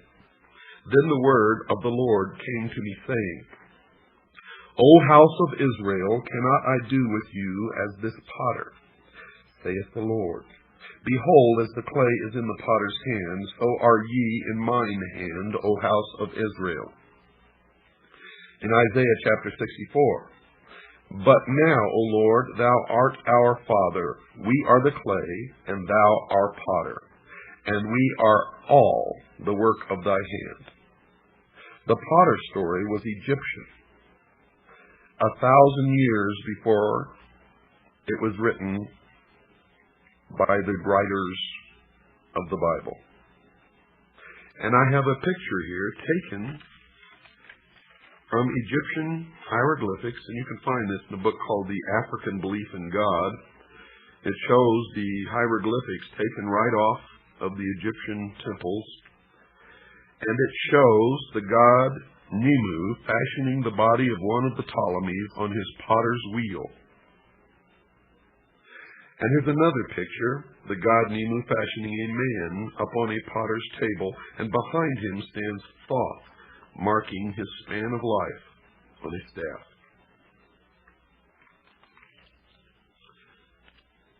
In Egypt, God's risen son was Horus. At 12 noon he became the Most High. In this exalted position, he became the mediator between God and man. His name was Amun-Ra. Ra equals ray of the sun. His shepherds on earth were called priests of Amun. They would direct their prayers to the invisible God, the Father, through his mediator, Amun-Ra. And God's Son was the great Amun with his rays. In the New Testament, he, the Son, is still called at 2 Corinthians chapter 1, verse 20, and Revelation chapter 1, verse 7, and Revelation chapter 3, verse 14, the Amen. At the end of prayers in the temples of Egypt, they would say, Amen. How does that grab you? Now look at the word Israel. Isis, R-A, Ra, El, God. It is the androgynous God, and it's been in front of your eyes all the time.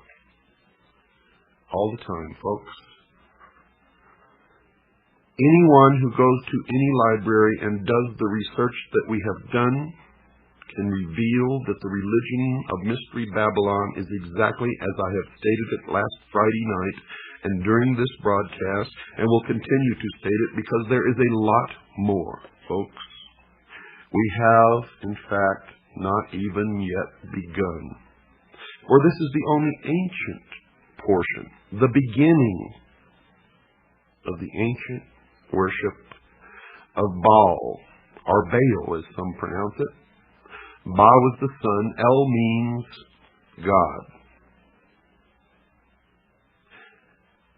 And that was the beginning of the end of our civilization as we know it, if we do not wake up now.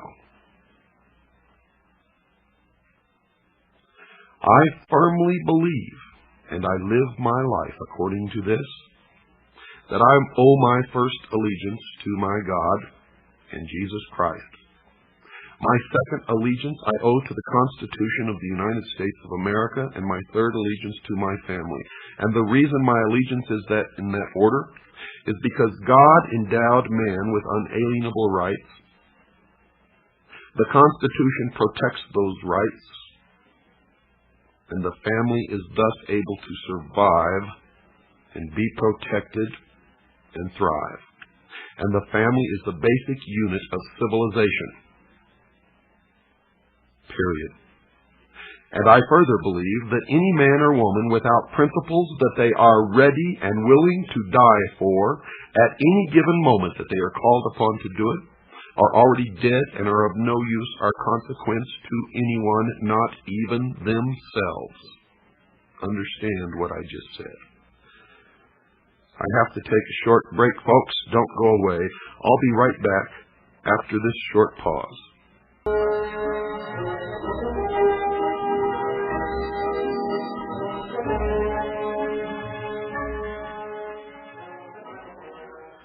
Isis was the patroness of the magical arts among the Egyptians. The use to which magic should be put is revealed in the Osirian cycle, where Isis applies the most potent of her charms and invocations to accomplish the resurrection of Osiris. In other words, the redemption of the human soul. That the gods of Egypt were elements of a profound magical system and possessed a significance far different from that advanced by modern Egyptologists is certain. The various deities of the Nile Valley were elements of an elaborate magical metaphysical system, a kind of ceremonial Kabbalah. This cannot be denied. But even when impressed with the reality of this fact, the modern Egyptologist still balks. Supposing, he asks, that the Egyptians did possess an elaborate metaphysical doctrine, of what value is its rediscovery in an age when the natural has been demonstrated to be mediocre and the supernatural non-existent?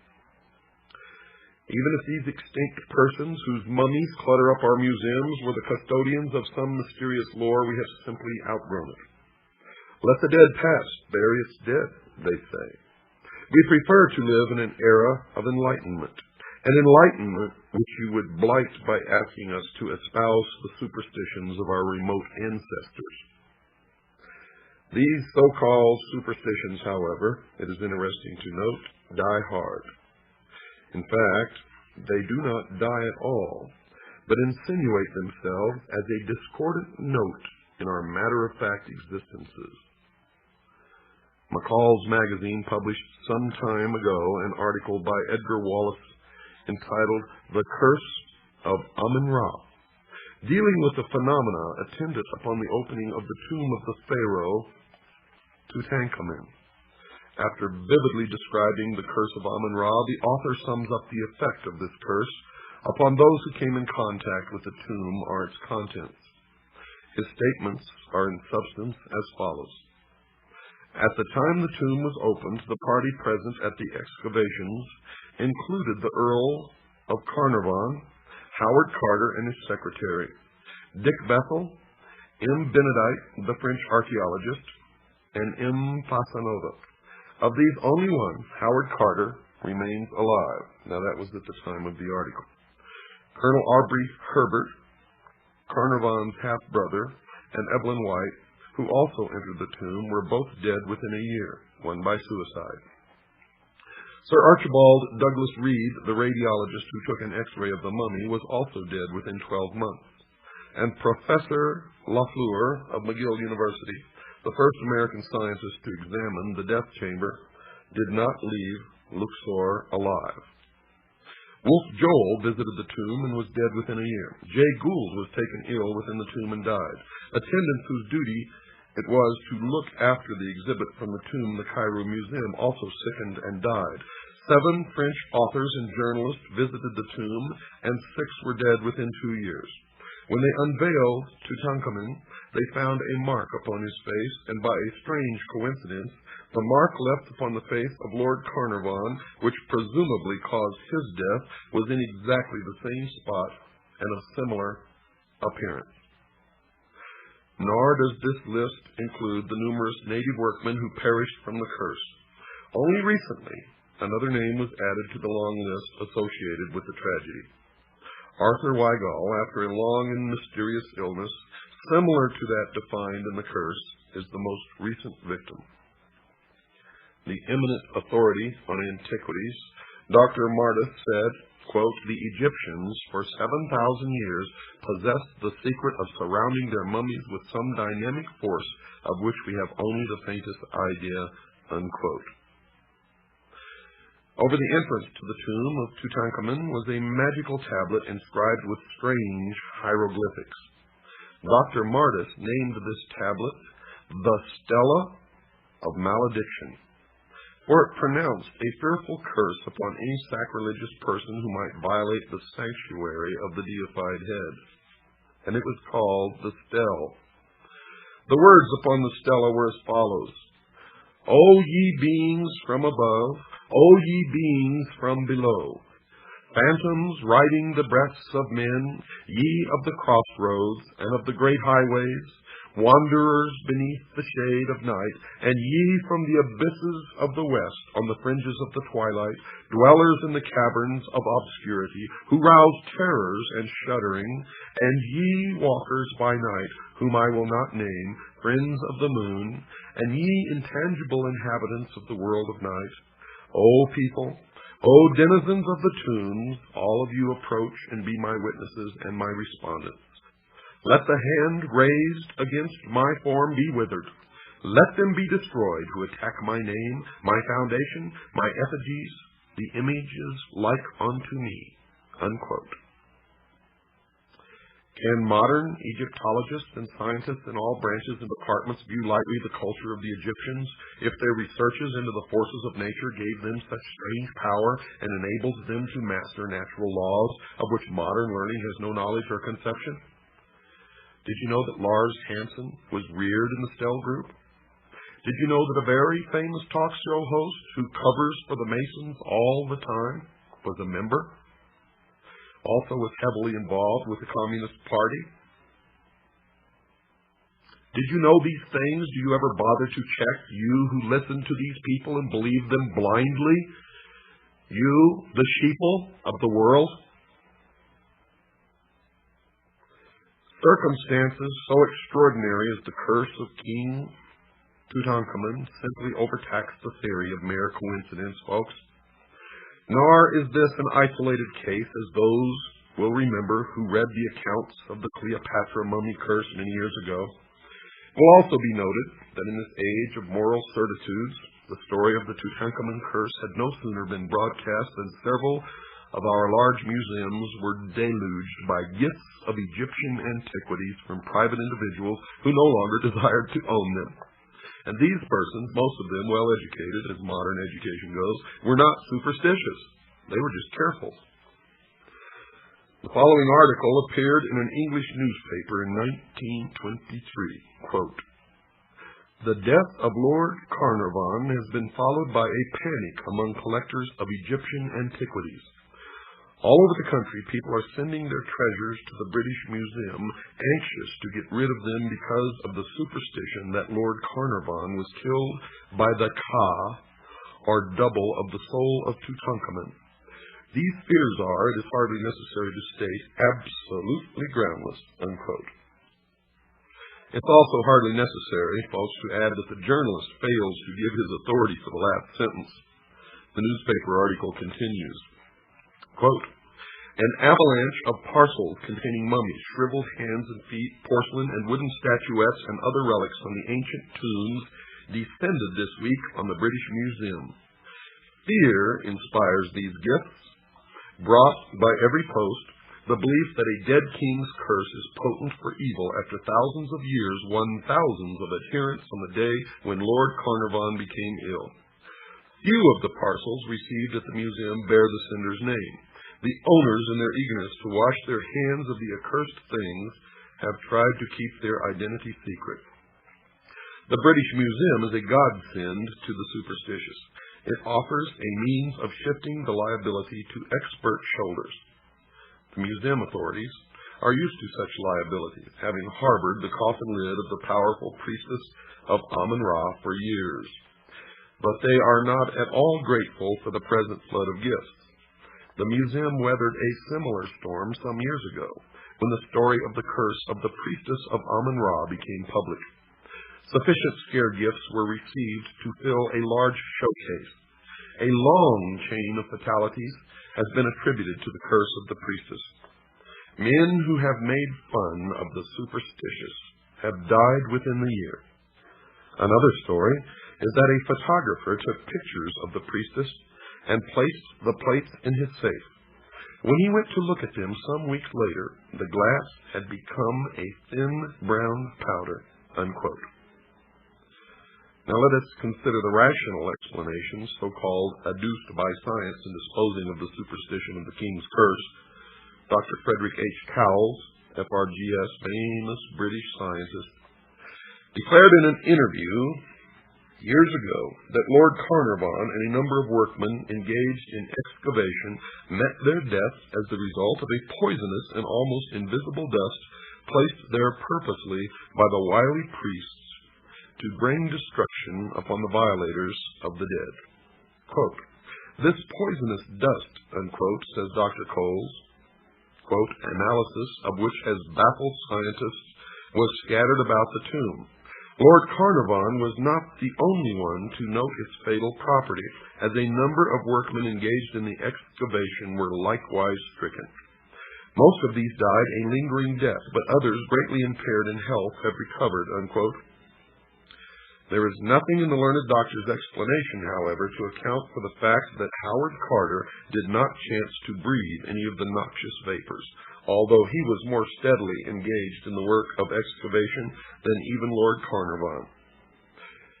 It's also questioned how much science actually knows about this mysterious dust which defies analysis, for if it cannot be analyzed, how can it be either identified with certainty or even proved poisonous? The term poisonous dust is evidently the charitable term that covers a multitude of scientific shortcomings. Several years later, there was another revelation that they were stricken with some virus that inhabits ancient tombs. And who knows what the real story is?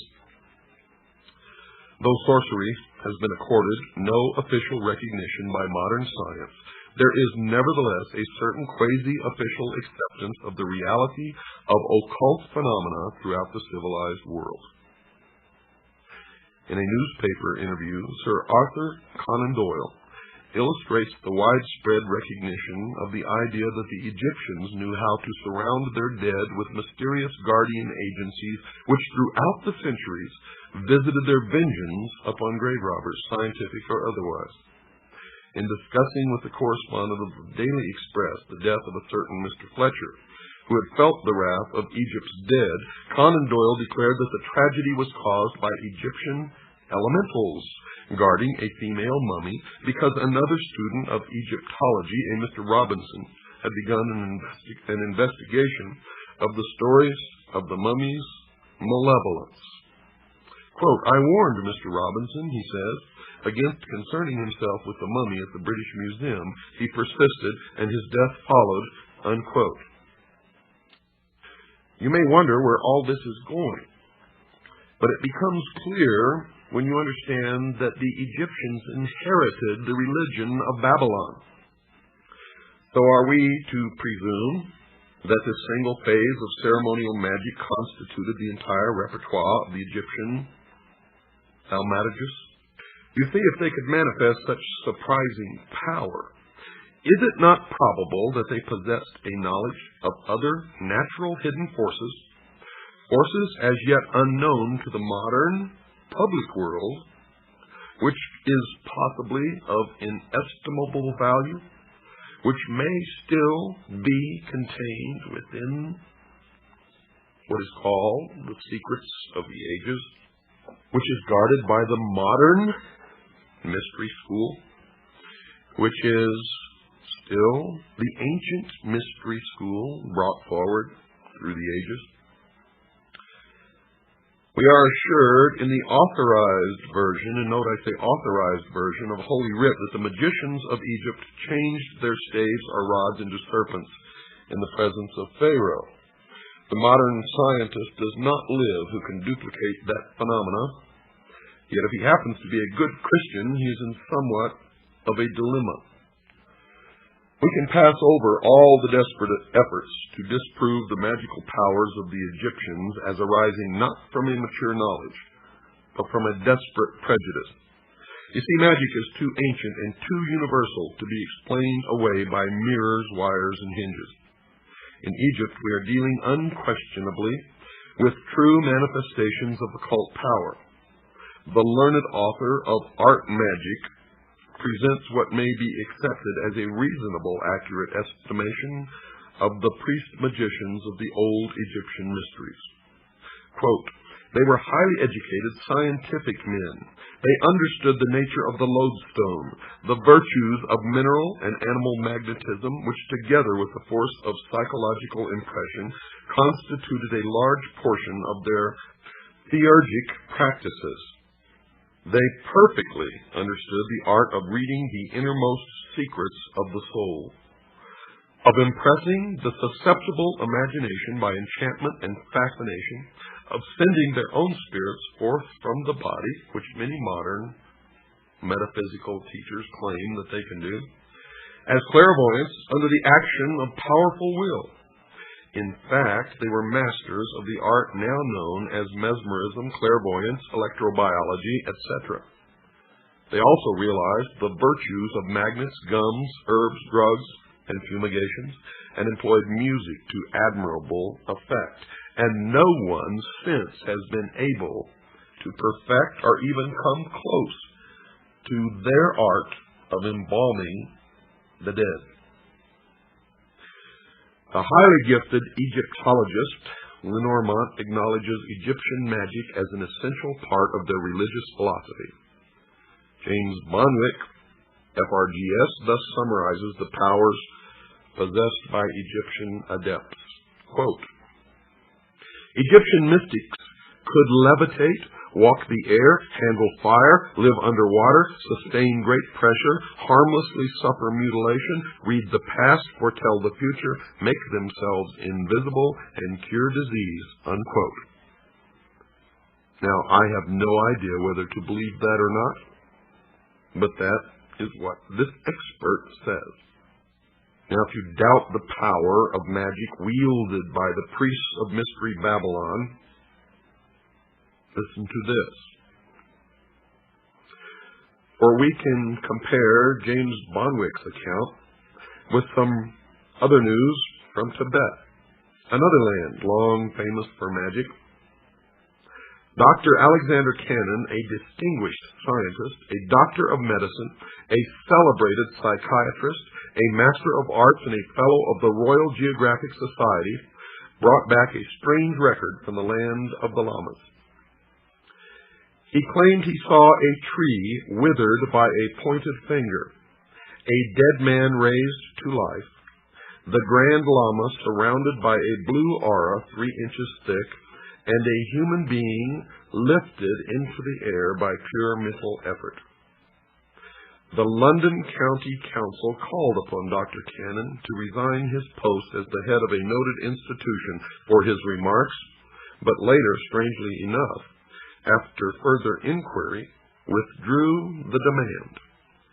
It would seem, folks, that the age of miracles, or at least magic, is not dead. You know, Plato, and I wrote this in my book, was an initiate of Mystery Babylon, and was actually initiated in the Great Pyramid in Egypt, where he lay in the sarcophagus for 3 days and 3 nights. He entered as a mortal man, and according to his writings, emerged as a god, given or imparted knowledge which he was to guard and keep. Remember, they called themselves the guardians of the secrets of the ages. From the writings of Proclus and Iamblichus, we can gain a considerable insight into the principles of Egyptian magic. To the old philosophers, even Pythagoras and Plato, magic was no mystery. According to Proclus, the initiated priests so fully understood the mutual sympathy between the visible and invisible worlds that they were able to change the course of action and focus divine virtues upon inferior natures. And according to Plato, the highest form of magic consisted in the divine worship of the gods, plural, and according to Iamblichus, the priests, through sacerdotal theurgy, were able to ascend from a material state of unconsciousness to a realization of the universal essence, thus coming to an understanding of universal purpose by which the performance of high feats of magic became possible. Thousands of years later, Aleister Crowley claimed the same thing. Now, this is significant. It's proper at this point to establish a clear line of demarcation between magic and sorcery. You see, the term magic was not associated with occult jugglery by the Egyptians, but arose from a profound understanding of natural law. Magic, said General Albert Pike, and you will be hearing an awful lot of General Albert Pike during this series of shows. Magic, says General Albert Pike, is the exact and absolute science of nature and its laws. Unquote. From the knowledge of this absolute science arises occult science. Occult merely means hidden, folks. From experience in occult science, in turn, arises the theurgic art. For as surely as man has adapted his physical universe to his purposes, so surely the adept of the mystery school adapts the metaphysical universe to his purposes. To acknowledge that the Egyptians possessed the power of adapting mystical forces to physical ends is to bestow upon them proficiency in the most perfect and difficult of the arts, according to the mystery religion of Babylon. Yet to deny this ability on the part of the Egyptian priests is to deny the evident, and we must resign ourselves to the undeniable fact that they possess a form of learning which has not been conferred upon this present race, at least publicly. Men like Aleister Crowley have proven that it has been passed down through the ages and is kept and practiced secretly by those who call themselves the guardians of the secrets of the ages. Now, folks, we are in desperate need of money to help pay for airtime. If you like this show, if you want it to stay on the air, then please reach down in your pockets, contribute the most that you can possibly afford. Make your checks out to WWCR, not to me. This is going straight to the radio station to pay for airtime. Not one single penny of it goes in my pocket, or anybody else's for that matter. Goes to the radio station. Make them out to WWCR.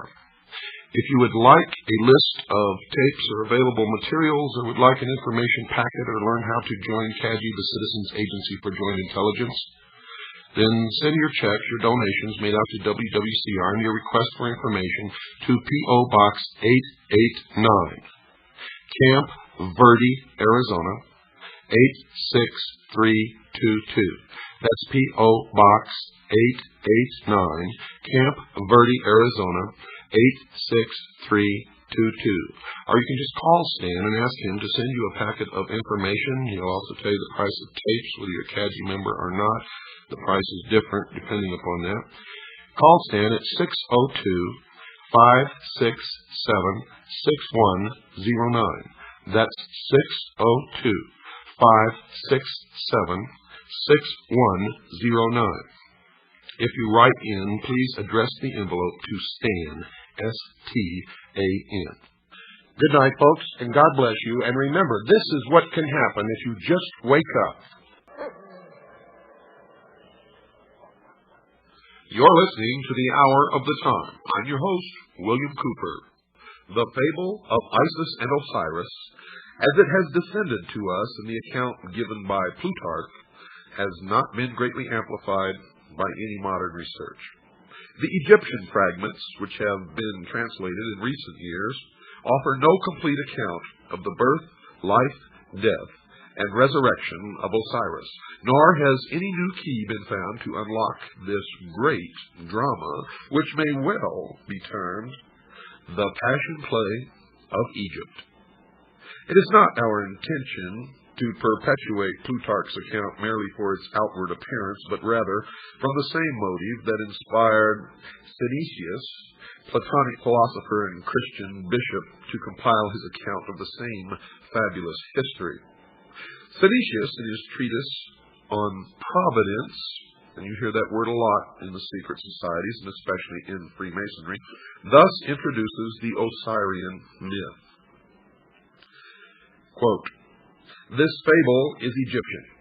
The Egyptians transcend in wisdom. Perhaps, therefore, this also being a fable, obscurely signifies something more than a fable, because it is Egyptian. If, however, it is not a fable, but a sacred discourse, it will deserve in a still greater degree to be told and committed to writing." Unquote. In presenting a summary of Plutarch's account, I am omitting nothing which could in any way be regarded as relevant. I am taking the liberty, however, of somewhat expanding the fable by incorporating therein some small fragments derived from other Greek writers, and occasionally a few words bearing upon the account from fragments of Egyptian religious literature. The story, then, is in substance as follows. The goddess Nut, whom Plutarch identifies with Rhea, was the daughter of Shu and Tefnut. She is the wife of Seb, also known as Saturn, and the mother of Ra, or Helios, also known as the sun. Now, if we're to trust Plutarch, she afterwards becomes the wife of Ra, or the sun. Nut is unfaithful to Ra, who, discovering that she is with child by Seb, pronounces a curse upon her that she should not be delivered of her progeny in any month or year. Thoth, which is Hermes or Mercury, who is also in love with Nut, comes to her assistance with a stratagem. He plays at tables with the moon goddess Selene, and wins from her the 70th part of each of her illuminations. And joining these parts together, he forms of them 5 days, which he adds to the calendar. Previous to that time, the Egyptian year consisted of 360 days, the exact number of degrees in a circle. Now, these 5 days being not part of any month or year, Ra was outwitted. You see, because upon these days, Nut brought forth her 5 children at different times in different places. Upon the first of these days, she brought forth Osiris, and the place of his birth, according to Diodorus, was Mount Nisa in Arabia, the Happy. Mount Nisa is now Mount Sinai, folks. At the moment of the birth of Osiris, a voice sounded throughout the world saying, quote, "The Lord of all the earth is born," unquote. On the second day, Nut gave birth to Eroris, the elder Horus. On the third day, Typhon or Set. On the fourth day, Isis. And on the fifth and last day, Nephthys. The Egyptians, therefore, regard the 5 days, which they term the epact or superadded, as the birthdays of the gods, especially venerating the fourth of them, upon which the benevolent goddess Isis came into being. Plutarch further on announces that the 5 children of Nut were not all of the same father, thus contradicting his earlier statement. For he says that Osiris and the elder Horus were the children of Ra, that Isis was the daughter of Thoth, and only Typhon and Nephthys were actually the offspring of Seb. There is another, and even more recondite legend regarding the elder Horus, which denies him the fathership of Ra, declaring him to be the offspring of Osiris and Isis, while they were still in the womb of Nut. Now, these accounts we shall consider later. Osiris was given to Tamilis to be educated, and having come to the years of majority, became the king of Egypt. In this high capacity, Osiris applied himself to the civilizing of his nation, turning the Egyptians from their previously indigent and barbarous course of life to a happy and community existence. He taught them agriculture, compiled for them a body of laws for the regulation of conduct, instructed them in the reverencing and worship of the gods, thus establishing Egypt in all the essentials of truth, according to the legend. And having brought his own nation to prosperity and enlightenment, Osiris traveled over the rest of the world, converting peoples to his disciplines, not by force, but the persuasion of reason. Osiris was accompanied on this journey by a procession of nymphs and other superphysical beings who filled the air with music and song. In the meantime, Typhon, brother or half-brother of Osiris, had ambition to usurp the throne, but the vigilant Isis, sister wife of Osiris, was too watchful. Typhon, however, having persuaded 72 other persons to join him in his conspiracy, with the aid of a certain queen in Ethiopia named Aso, perfected a plot against Osiris. He fashioned a chest exactly to the measurement of the body of Osiris, which chest he caused to be brought into the banquet hall, where the princes of Egypt were feasting their king's return. Typhon, simulating jest, promised this elaborately ornamented box to the one whose body, upon trial, most nearly fitted it. Now each of the princes in turn lay down in the box, but each was too short or too tall, until last of all Osiris himself lay down in it. Immediately the 72 conspirators rushed to the box, clamped the cover upon it, fastened it with nails, and poured melted lead over all the cracks and crevices. After this, they carried the chest to the bank of the Nile and cast it into the river where it joins the sea. Now this evil deed was executed upon the 17th day of the Egyptian month of Aphir, when the sun was in Scorpio. According to some, it was in the 28th year of the reign of Osiris, and to others in the 28th year of his life. Now try to remember these numbers. If you can't, jot them down, but these numbers will crop up again and again and again.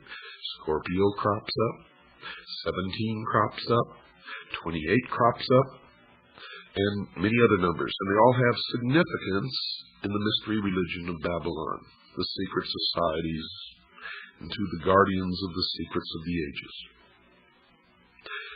As soon as Isis received word of this crime, she cut off one of the locks of her hair and put on the mourning apparel of widowhood, for which reason the spot where she did this was afterwards called Coptos. That's Coptos, or the city of mourning. After donning the widow's weeds, Isis set forth in search of her husband's body and wandered about all wandered about all Egypt, asking all with whom she came in contact. You see, I may be back here in the United States, but a lot of my thoughts, folks, are still in Europe. Finally, some children who had been at play told Isis that they had seen the accomplices of Typhon carrying the chest to the Nile. For that reason, Egyptians regard the words of children as oracular and pay great attention to them. While Isis was searching for her husband's body, she learned that Nephthys, her sister, had by magic insinuated herself into the presence of Osiris before his death, and in the guise of Isis had conceived a son from him.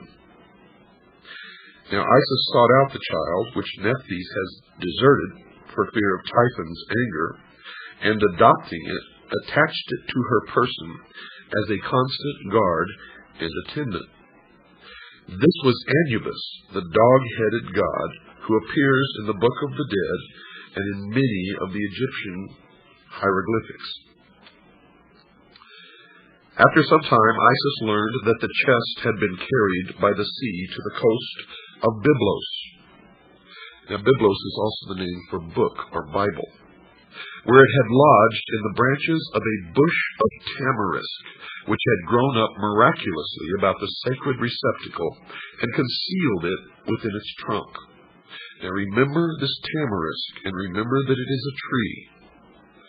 The king of Byblos, amazed at the miracle, caused the tree to be cut down, and from the trunk containing the box, he made a pillar to support the roof of his palace.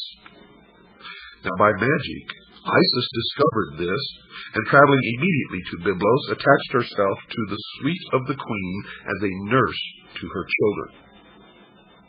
At night, when all the palace was asleep, Isis transformed herself into a swallow and fluttered around the column, bemoaning her fate in strange, sad notes. In due time, Isis revealed her divine nature and asked that the pillar be cut down. Taking therefrom the chest, she departed with it into a desert place, where she performed certain magical rites by which the body of Osiris was temporarily animated. And by this animation she received from Osiris a son who is called the younger Horus, the child who was conceived of the dead. Now there is some confusion in the account at this point. Plutarch says that Isis left the body of Osiris temporarily to visit her son Horus, just mentioned, but the context of the fable would rather call for her departure to a secluded place where the child could be born without the knowledge of Typhon, who certainly would have destroyed him. Isis hid the chest in a remote and unfrequented place, but Typhon, hunting one night by the light of the moon, chanced upon it. Knowing its contents, and realizing Isis to be proficient in magic, he resolved to thwart her purposes, and tearing the body into 14 parts, he scattered them over Egypt. Now remember, 14 parts. Folks, don't forget that. From the inscriptions on the Metternich stele, it seems that Set must have imprisoned Isis and her son Horus. The goddess is made to say, quote, "I am Isis, and I came forth from the house wherein my brother Set had placed me," unquote. Thoth, the prince of law, again came to her assistance and aided Isis to escape from the house. Was it really a prison? Or was it really the house of Set? Thoth, also at this time, prophesied that Horus would sit upon the throne of his father and rule the double empire of Egypt. Upon the advice of Thoth, Isis hides the child in a papyrus swamp thus saving him from the wrath of Set. Isis returning, having left her son at Butos, and fashioning a magical boat out of papyrus, traversed the whole of the empire. As she met with the scattered parts of her husband, she buried each one separately. First, however, encasing it in a magical mummy composed of wax, incense, and grain seed. She finally recovered all of the parts of Osiris except the phallus, or the penis, which had been thrown into the river and devoured by 3 fishes. This organ Isis reproduced in gold. Remember this also. Remember the 3 fishes, for they represent ignorance, superstition, and fear. They also represent the church, the state, and the mob.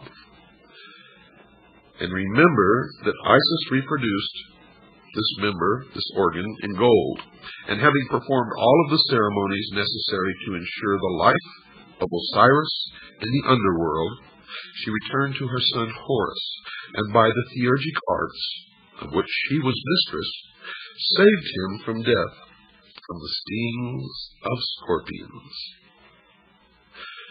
Horus, having grown to man's estate, and having received from his mother the tradition of his father's murder, longed to avenge the evil deed.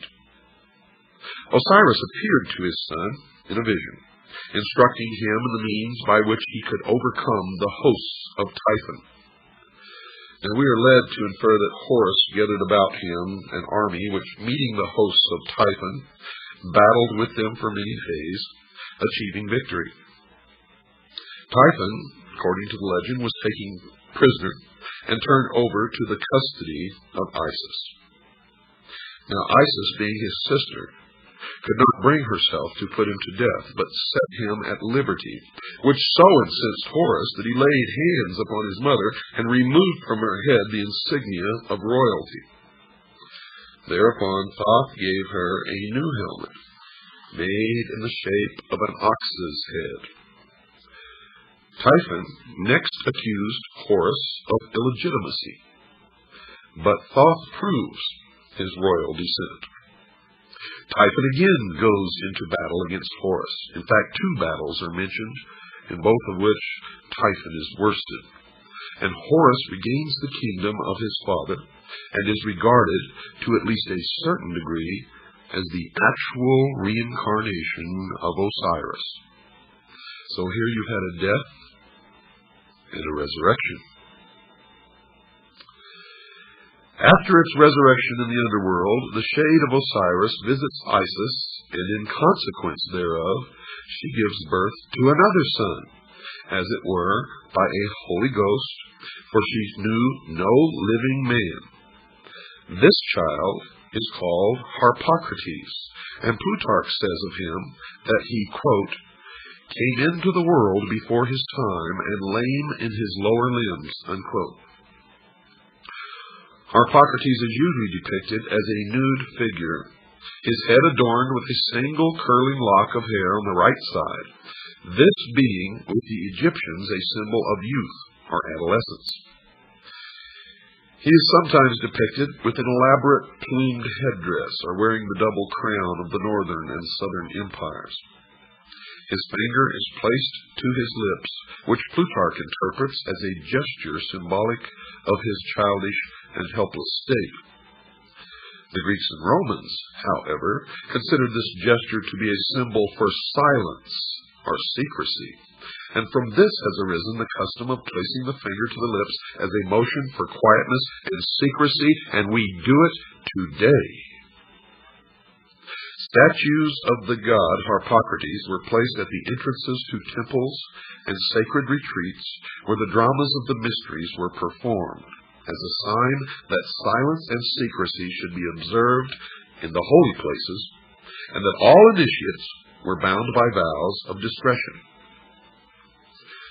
Harpocrates is also sometimes shown standing, and at other times he is depicted seated on the blossom of a lotus, just like Buddha. Although he is usually figured with childish immaturity of body, the imperfection of his lower limbs, as described by Plutarch, is not apparent in any of the Egyptian drawings. It therefore seems that the statements concerning this deformity should be more carefully examined. Samuel Squire, whose translation of Plutarch's Isis and Osiris, made in 1744, is still the most often quoted by Egyptologists. Well, he states definitely, quote, lame in his lower limbs. G.R.S. Mead translated the same essay much later and gives a slightly different rendering of Plutarch's words. Mr. Mead says, quote, weak in his limbs from below upwards, unquote. This difference in wording, though slight, may have an unexpected significance. You see, there's some general information contained in Synesius's treatise on Providence that should be included in this Osirian epic.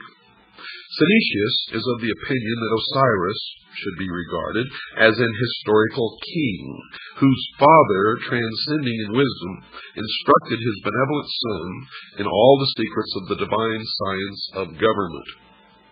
Synesius is moved to this conclusion by a desire to keep all speculation within the sphere of the reasonable. The Platonist bishop seems to have derived much of his account from origins foreign to Plutarch's treatise, or possibly he interpreted differently the restrictions imposed by his vows. Synesius, a prudent and conscientious author, wary of myths and fables, and exhibiting a truly Platonic conservativeness in his handling of subject matter, yet Synesius was beyond question a deeply religious philosopher and an initiate of pagan mysteries prior to his conversion to the Christian faith, and therefore may have hidden the true meaning of the fable. Thomas Taylor is of the mind that the treatise on Providence was written while Synesius was still a votary of pagan mysteries. Now, if so, the writing is unbiased and trustworthy and presents a fair picture of the mystical traditions of the Egyptians interpreted in terms of Platonic metaphysics, but only the exoteric would be allowed to be seen by the profane. Synesius inserts into his narrative a considerable description of the various character of Osiris, which he sharply contrasts with the vice-ridden nature of Typhon. He also explains in detail the process of election by which Osiris came to the throne of Egypt. The electional ceremony, as described by Synesius, is evidently itself a fragment from some secret ritual relating to the installation of a hierophant of the mysteries. Next, Osiris receives from his father an elaborate dissertation in the Platonic temper concerning the relative power of good and evil, in which he is fully warned against the machinations of Typhon. Possibly the most important sentence in Synesius's treatise occurs during this dissertation. The father of Osiris is made to say to his son, quote, you also have been initiated in those mysteries in which there are two pair of eyes, and it is requisite that the pair which are beneath should be closed, when the pair that are above them perceive, and when the pair above are closed, those which are beneath should be opened, unquote. Now, these words unquestionably have an arcane meaning and are incorporated into the narrative that the true significance of the whole Osirian cycle might not be entirely obscured. And I can tell you that the meaning, folks, is that the eyes above are the exoteric meant for the outer world, for the profane, and the eyes below are the esoteric meant for the initiate, the adept, the priest of the mystery schools only. Synesius does not describe the death of Osiris, but merely reports his vanishment and final restoration to the throne. In the latter part of the story, there was also introduced a certain philosopher who was a stranger in Egypt. This philosopher predicts the fall of Typhon and is an eyewitness to the recrowning of Osiris. Synesius says of this philosopher, quote, "He likewise then learned some particulars about Osiris which would shortly happen, and others which would take place at some greater distance of time. Vis-a-vis, when the boy Horus would choose as his associate in battle a wolf instead of a lion. But who the wolf is a sacred narration, which it is not holy to divulge even in the form of a fable," unquote. For the lion, we know, has always been of the tribe of Judah. Such is the amazing tradition of the good king Osiris, the first victim, the first mummy, and the first resurrection. He dies and is born again in three forms. First, as god of the underworld, where he rules the justified dead. Second, as the younger Horus, in whose form he battles for his own honor. And third, as Harpocrates, the silent child. The latter two forms are regarded as incarnations or embodiments of his very self, yet he exists independent of them as the judge of shades and the lord of the resurrection. Now we know that Osiris was also known as the sun, and Horus was known as the child, or the young Osiris, the young Horus, the baby Horus. So after the sun set in the west, when it rose the next morning, it rose as the young Horus, and as it went across the sky, it became Osiris and then the elder. But in the legends, it's differently at different times Osiris or Horus. Horus the younger, Horus at his peak strength at noon, and Horus the elder. It is also Osiris. So you see that these figures intermingle in the legend, but it all has meaning, and it will all be clear to you at a later time. Now, just because you don't understand some of this and you may be a little lost, don't worry, it will come together. Don't miss one single word of this series of episodes of the Hour of the Time. If you do, I can guarantee you will regret it for the rest of your life. We're going to stop right now, folks. We have to take a break. I will be back right after this very short pause. Nearly all writers attempting an interpretation of the Osirian cycle have recourse to Plutarch. It has seemingly never occurred to Egyptologists that this eminent priest of Delphi might have purposely confused or distorted the fable, or, if not that, might certainly have misdirected the attention of the reader from relevant to irrelevant explanations. Two factors must certainly be taken into consideration when reading Plutarch. First, he was an initiated priest of the mysteries. Of this there can be no doubt. For he himself says, quote, "For the mystic symbols are well known to us who belong to the brotherhood," unquote.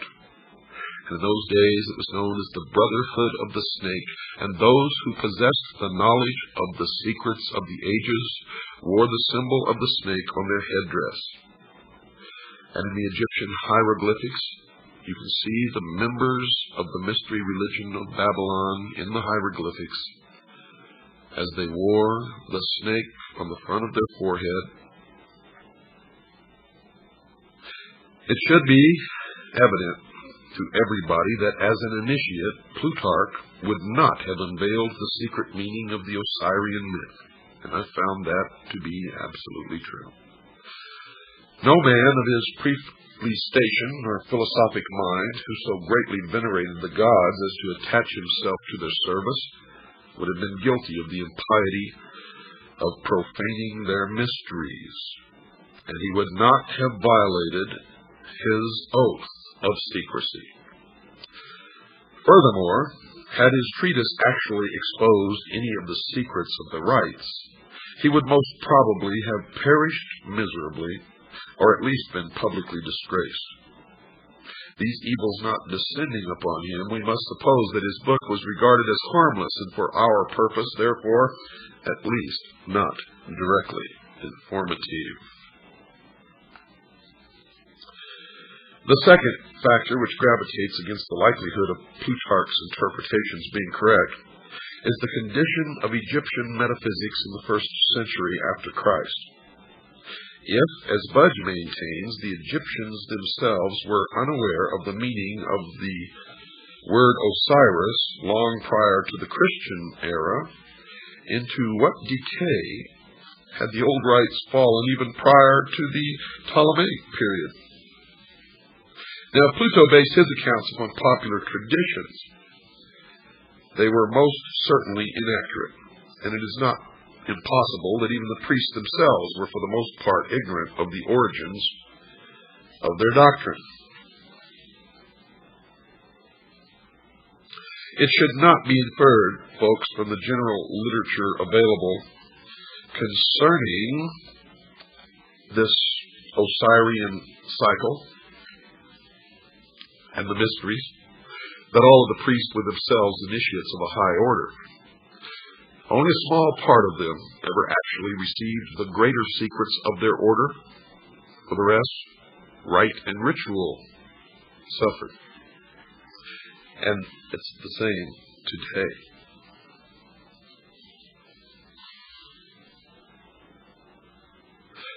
Democritus spent a great part of his life in Egypt, and from the priests of that nation, he secured the foundation for his celebrated doctrine of atoms. That's right, folks, atoms, A-T-O-M-S. A doctrine which has survived as a scientific fact to this day. From all these different philosophers who visited Egypt, we shall secure a better estimation of the profundity of Egyptian learning than from even the Egyptian writings themselves. Plato went to Egypt and was initiated into the mysteries in the Great Pyramid, where he lay for 3 days and 3 nights in the sarcophagus, during which he was imparted knowledge which he was to guard, protect. He describes his initiation in his writings. I suggest that you read it.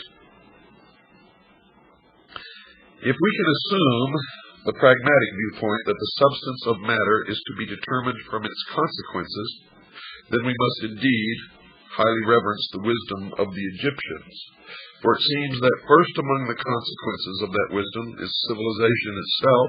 That cannot be doubted. Civilization is no fable, nor is it a progeny of myths, but that which is real and substantial.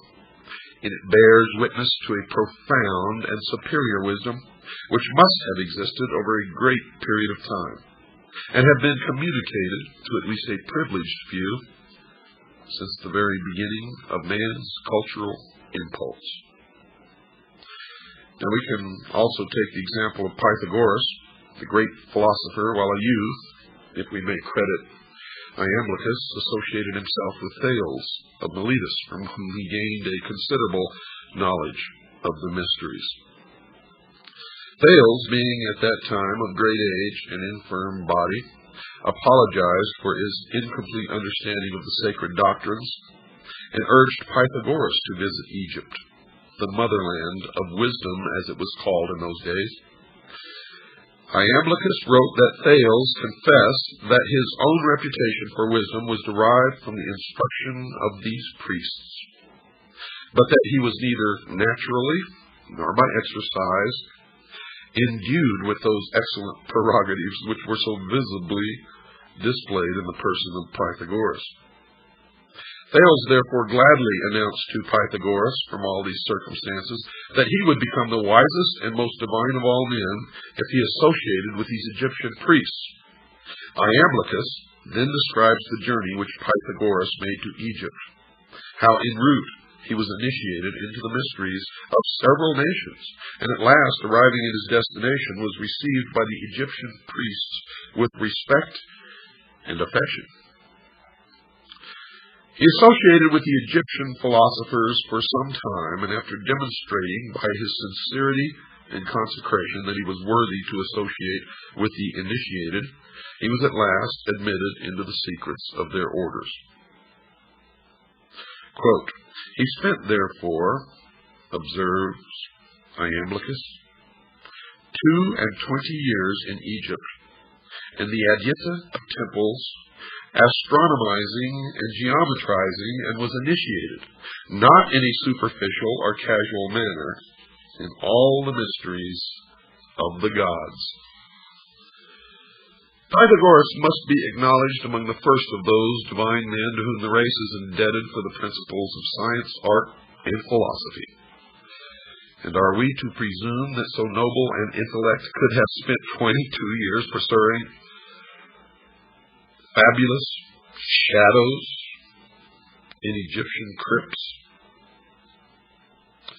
If, as some have asserted, Osiris signified merely the Nile, and Isis the black earth rendered fertile by its inundation, could such a fable have so greatly stimulated the admiration of Pythagoras that he would have spent a score of years in the assimilation of the idea? I don't think so. Or again, would he have spent this great length of time, the very best years of his life, in memorizing the myth-encrusted history of an ancient king who at some remote period had reigned in Egypt, and whose memory seemed sufficient to inspire a vast civilization for some 6,000 years? By the way, that's the exact number of years in the calendar of the Mystery School and of the Freemasons. Or would he approach the matter from another of these explanations? Would Pythagoras have pounded himself for a score of years against the walls of Memphis and find himself fully rewarded by being informed with bated breath by some archaic magus that Isis is the dog star? I think not. It's not impossible that in the course of its long and illustrious history, folks, Egypt devised many opinions relative to her sacred myths, but no such explanation as involved Egypt alone, her histories, her heroes, or her agricultural problems, could have caused illustrious men from all parts of the world to have visited her in quest of essential wisdom, the central core of which is the myth of Osiris, Isis, and Horus, known as the Osirian cycle. The Nile meant nothing to the Greeks, who cared little whether it rose or fell. The sneezing you hear in the background is my dog, Sugar Bear, who always accompanies me into the studio to do these programs. Not Egypt, but the Umbos of Delphi was the center of their universe in Greece, and local fables derived from Egypt's 42 gnomes could never have won for the double empire its illustrious reputation as patron of all learning, human and divine. So we must look deeper. And look deeper we did, folks, and what we found is amazing. For we found that Osiris and Isis and Horus were not ever meant to be, nor were they ever real people or real gods or spacemen who came from some other world. Not at all. As we have found in our research, and as I have found in my over 20-some-odd years of research into the mystery schools, they are like all the other symbols of the mystery religion. For the public, for the profane, they are the exoteric, and you may make of them what you wish. The adepts, the initiates, the priests, they don't care what interpretation you give the exoteric meaning. And the esoteric is so entirely different from what you may suspect that the answer will surprise you. You see, we cannot be deceived by the obvious, and you can never be deceived by the obvious, or even consider the obvious when looking at any of the mystery religions or the secret doctrine. And we cannot allow ourselves to be misdirected by the evident subterfuges, the deceptions of these ancient priests, who so carefully concealed their arcana from the uninitiated world that we, at this late time, may even doubt its existence. Yet, now, today, it is thriving to the point that it controls all levels of our society, military, and government.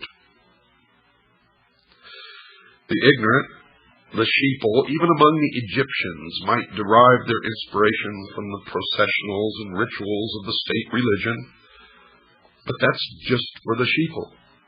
For those great philosophers who came from afar were in search of the highest form of human knowledge, the ancient arts, the secrets of the ages, and could not be satisfied by such outer show. Had these fables been but hollow and unsubstantial forms, Egypt would have been the ridicule of the wise, who would speedily have exposed her sham and reduced her vain pretense to a humble state. But this did not occur. You see, the initiates of her mysteries, returning to their own countries, not only felt themselves more than repaid for their hazardous journeys and long vigils, but furthermore, they became founders of distinguished systems of thinking, disseminators of useful knowledge, and in all cases bore witness to a broad and deep learning, and they always took with them a plan for the unfoldment of a world utopian government, which plan still exists today and is still being carried out in secret as the completion of the great work. Diodorus describes two famous columns erected near Nysa in Arabia, one to Isis and the other to Osiris. Now remember, Osiris and Isis never lived, they were not real people, and they were never gods. They are symbols for something much deeper. So when you listen to the interpretation of the inscriptions on the columns, remember that. The column to Isis bears this inscription, quote, "I am Isis, queen of this country. I was instructed by Mercury. No one can destroy the laws which I have established. I am the eldest daughter of Saturn, the most ancient of gods. I am the wife and sister of Osiris the king. I first made known to mortals the use of wheat. I am the mother of Horus the king. In my honor was the city of Bubastis built. Rejoice, O Egypt, rejoice, land that gave me birth." Unquote. The column to Osiris bore these words, quote, "I am Osiris the king, who led my armies into all parts of the world, to the most thickly inhabited countries of India, the north, the Danube, and the ocean. I am the eldest son of Saturn. I was born of a brilliant and magnificent egg, and my substance is of the same nature as that which composes light. There is no place in the universe where I have not appeared, to bestow my benefits and make known my discoveries." Unquote. And the rest of the inscription, of course, was destroyed. Now, while the inscription on the pillar, or the obelisk in honor of Isis, may be veiled, the inscription on the obelisk dedicated to Osiris is certainly not. He was born of a brilliant and magnificent egg, and his substance is of the same nature of that which composes light. There is no place in the universe where I have not appeared. Osiris, of course, was the sun. In examining Plutarch's treatise, the introductory remarks appear of special significance. Yet, folks, these remarks are wholly ignored by Egyptologists, who are content to confine themselves entirely to the fable which constitutes the larger part of the writing. If Plutarch, by any word or symbol, reveals even a small part of the sacred mystery, it is to be found in the following words, quote, "For Isis, according to the Greek interpretation of the word, signifies knowledge, as does the name of her professed adversary, Typhon, signify insolence and pride. A name, therefore, extremely well adapted to one who, full of ignorance and error, tears in pieces and conceals that holy doctrine, which the goddess collects, compiles, and delivers to those who aspire after the most perfect participation of the divine nature." Now, if you have a keen intellect, you can all decipher everything else that I'm going to tell you on this program and probably the next one in that short paragraph. And I'll let you ponder that as I continue. Osiris, the black god of the Nile, must be regarded as the personification of an order of learning, for Plutarch identifies him beyond question with the holy doctrine or the mystery tradition. Now remember, I told you Osiris is the symbol of the sun, but the sun was the symbol of the power of the all-encompassing God of the universe. And later you're going to learn that the light or the sun represents something even deeper. It represents, dear listeners, primordial knowing, the gift of intellect. And where people can read these myths and think that these people really worship the sun or some god somewhere, they are mistaken.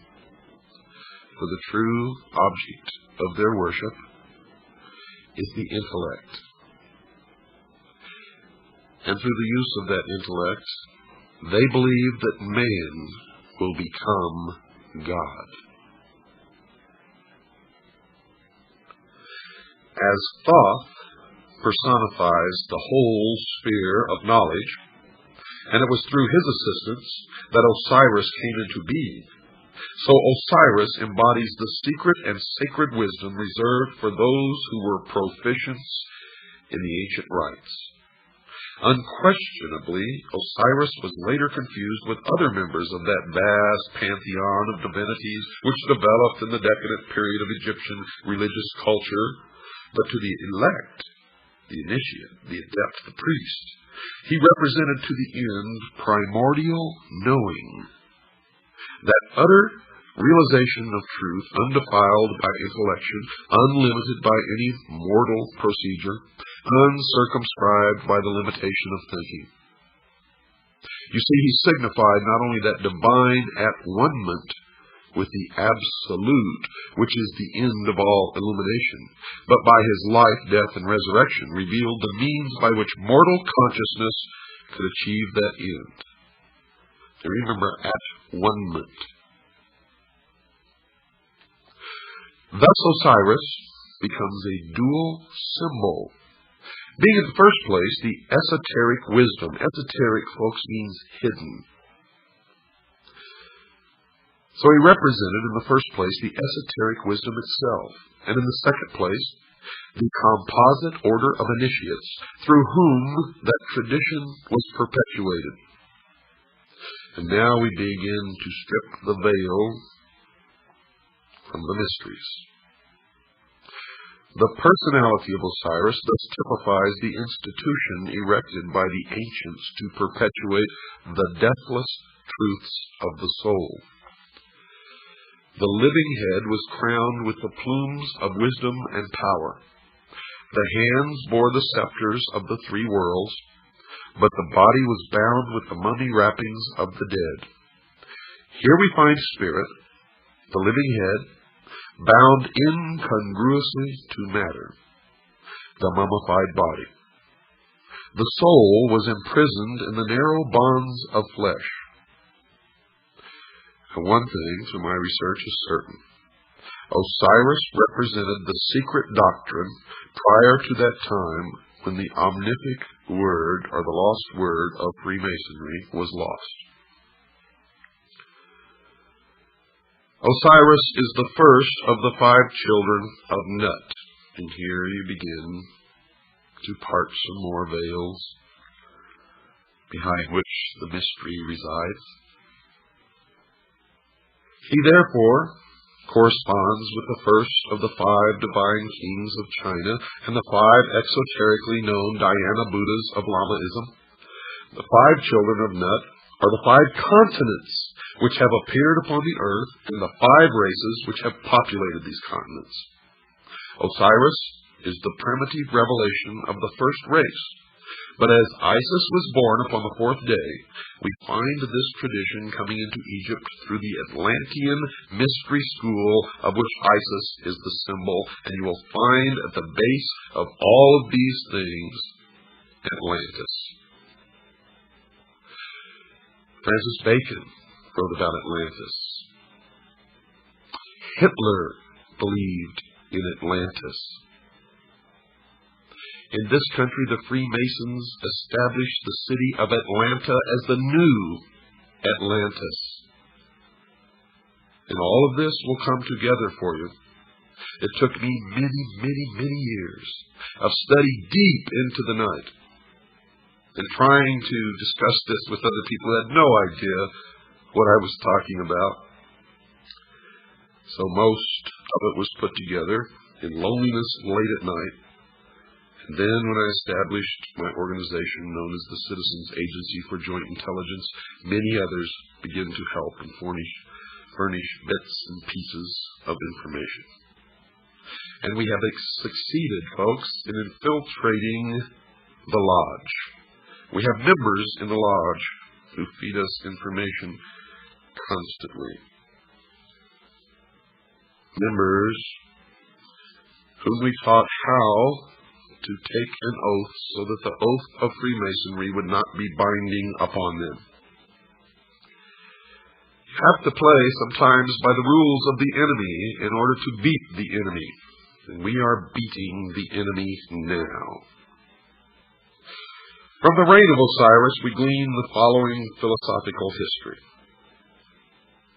They believed that there was a time, the Golden Age, when truth and wisdom ruled the earth, and this aristocracy of wisdom was a benevolent despotism, and that's what they want to reestablish.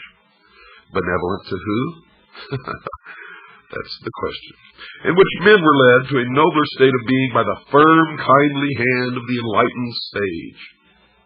This was the divine dynasty of the mythological priest kings who were qualified to govern humanity by virtue not only temporal, but by divine attributes. Through his priests, Osiris, representative of the hidden tradition, ruled the entire world by virtue of the perfection resident in that tradition. Don't miss tomorrow night, folks. You have not even begun your journey. Good night. And God bless each and every one of you. Welcome once again, folks, to the hour of the time. I'm your host, William Cooper, and tonight we continue on our series of the origins, the history, the dogma, and the identity of Mystery Babylon, the secret organization that has infiltrated every level of our society, military, and government, and are bringing about a totalitarian world socialist government that they call the New World Order. Tonight, Part 4. The Hour of the Time, ladies and gentlemen, is brought to you tonight by the Pilot Connection. That's the Pilot Connection. How would you feel if I were to tell you that income tax is voluntary, and if you know how to untax yourself, you would never have to file another income tax return, pay income tax, or keep the records associated with those who are termed taxpayers? Now, if you're like me, you'd be very curious. And like me, you would want to look into that, as I did, and I became a member of the Pilot Connection. And I no longer have to do those things, folks, and I can tell you that it works. I completely inspected all of their records. I talked to their people, and I can tell you unequivocally that there is no law that specifically and unequivocally requires anyone to pay taxes. And if you do it right, you will never have to pay them again. Now, if you would like to find out how you can be one of us who are designated legally as non-taxpayers, write to the Pilot Connection. That's the Pilot Connection. 6333 Pacific Avenue, Suite 334, Stockton, California, 95207. That's 6333 Pacific Avenue, Suite 334, Stockton, California, 95207. Or you can call them at area code 209-957-5493. That's 209-957-5493. Tell them William Cooper sent you. Well, folks, we left off with a great revelation for those of you who were listening last night. For those of you who weren't, you need to order the tapes, beginning with the tape of February the 11th, Thursday night, February the 11th, which was, the name of that tape is The Dawn of Man. And this series actually starts on Friday night, February the 12th. But you need the tape, The Dawn of Man. Order all the tapes in this series, because if you really want to know what's going on, how it has been kept alive for thousands of years, and what the ultimate goal is, their origins, their history, their dogma, and their absolute identity, then you need this whole series. Now, to get this series, you can call Sam at 602-567-6109. That's 602-567-6109. If you're a CAGI member, just send in $7.50 per tape. Tell them which tapes you want, and you'll get them. If you're not a CAGI member, they're going to cost you $17.50 per tape. No buts, no exceptions, no deals. Want a deal? Join CAGI, folks. That's how we support ourselves, and that's how we get people involved. Well, let me continue. And I think tonight is really going to open your eyes. And remember, we're nowhere near even begun. We got a lot of shows to do on this, folks. And it's going to blow your mind if it hasn't already. I think some of you out there already know that. Now, if we concede that Osiris is the positive pole of the universal life agent, as the mystery school does, then Isis becomes the receptive pole of that activity. He is the doctrine, she is the church. As in Christianity, it is customary to refer to the church as the bride of Christ. So in Egypt, the institution of the mysteries was the great mother, the consort of heaven herself.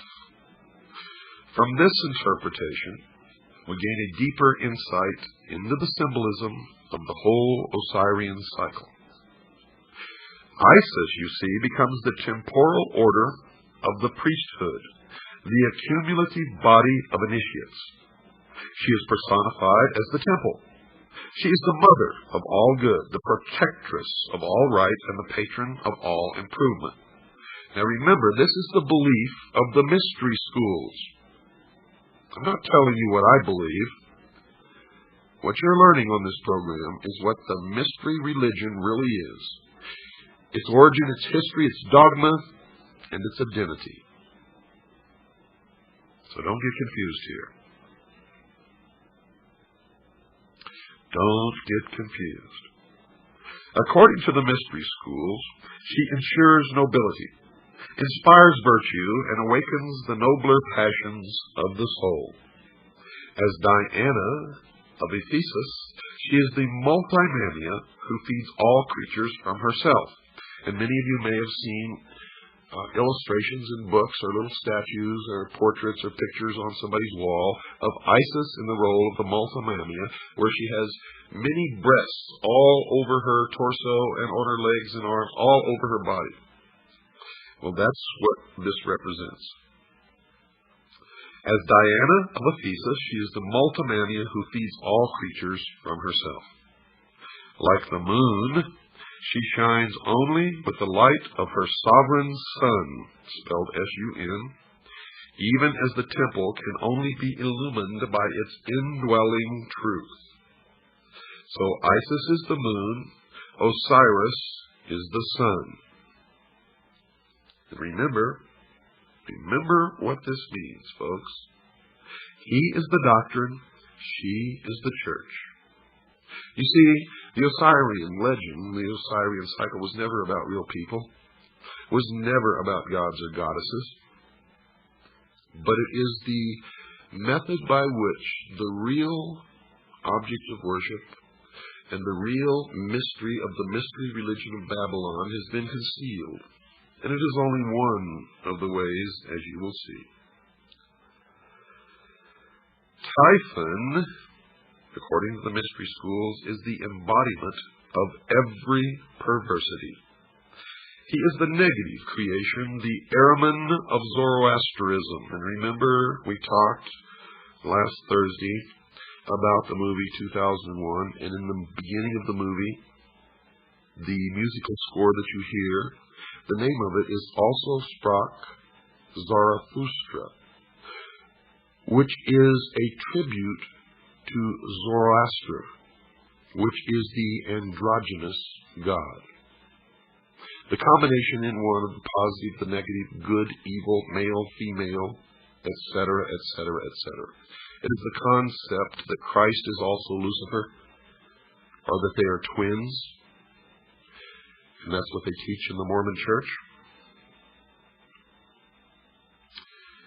Typhon, according to the mystery schools, is black magic and sorcery, the Black Brotherhood, also known as the Jesuit order. Nephthys, his wife, is the institution through which he manifests. He is neither a single evil, nor even a sequence of ills, but an infinite diversity of them, indescribably insidious, empowered to infect the fabric of church and state. The enemy of the mystery schools are three: the church, the state, and the mob. And of course, the mob is us. Typhon lured Osiris into the ark of destruction at the time when the sun enters the house of the scorpion. Hence we know him to be the eternal betrayer, or Judas, that ageless Judas who undoes all good things and inevitably presages ruin. He is the power of the physical universe, which is constantly seeking to destroy the spiritual values locked within its substances. You will see that they have a talent for turning things around. He strikes in the 8th month, and now it is supposed that a child delivered in the 8th month of the prenatal epoch cannot live because of the curse of Typhon. Osiris was born in the 7th month, and thereafter it may be said of him that he was delivered prior to the rule of Typhon. And that's why our forefathers, all Freemasons, established this country by the signing of the Declaration of Independence in the month of July. And this will all become clearer to you as we go along. Of all good things, Typhon is the opposer, according to the mystery schools, occupying the position of the eternal negative. This evil monster may well be generalized under the appellation of the adversary. In the initiation rites, he is also the tester, or the trier. Quote, "The Lord who is against us," unquote. According to the mystery religion, he is the personification of ambition, and ambition is the patron of ruin. It was ambition that set Typhon plotting for the throne of Egypt, designing how he should destroy the power of his brother. A learned Jesuit father sees in Typhon Cain, and in his brother Osiris Abel. If such a parallel actually exists, then the biblical allegory is susceptible of the same interpretation. But you see, they have twisted everything around. Adam Weishaupt, the founder of the Illuminati, was a Jesuit priest and a professor at Ingolstadt University, which is a Jesuit university. The Jesuit order was founded by Ignatius Loyola. He was the head of the Alumbrados in Spain, which is the order of Illuminati long before Adam Weishaupt even came along. He was arrested by the Dominican monks under the Inquisition and used his power of association of those who had influence and power to beg an audience with the Pope. Now, nobody knows what occurred during this audience, but he emerged as the head of a new order called the Jesuits. Now, the Jesuits was just another name for the Illuminati, for he took his organization that he already controlled and made it into the Brotherhood of the Jesuits. The Jesuits went on to foment rebellion everywhere that they went, and the Pope gave them incredible power and made Ignatius Loyola immune to any prosecution from any source. And it was they who trained Adam Weishaupt, and it was Adam Weishaupt who formed the branch of what we all know as the Illumined Ones, known as the Illuminati in Bavaria, where he sent out agents to infiltrate the lodges of the secret societies throughout Europe. Now you'll begin to understand this even more, folks, as we go along. Right now I understand how shocking some of this may be to some of you out there.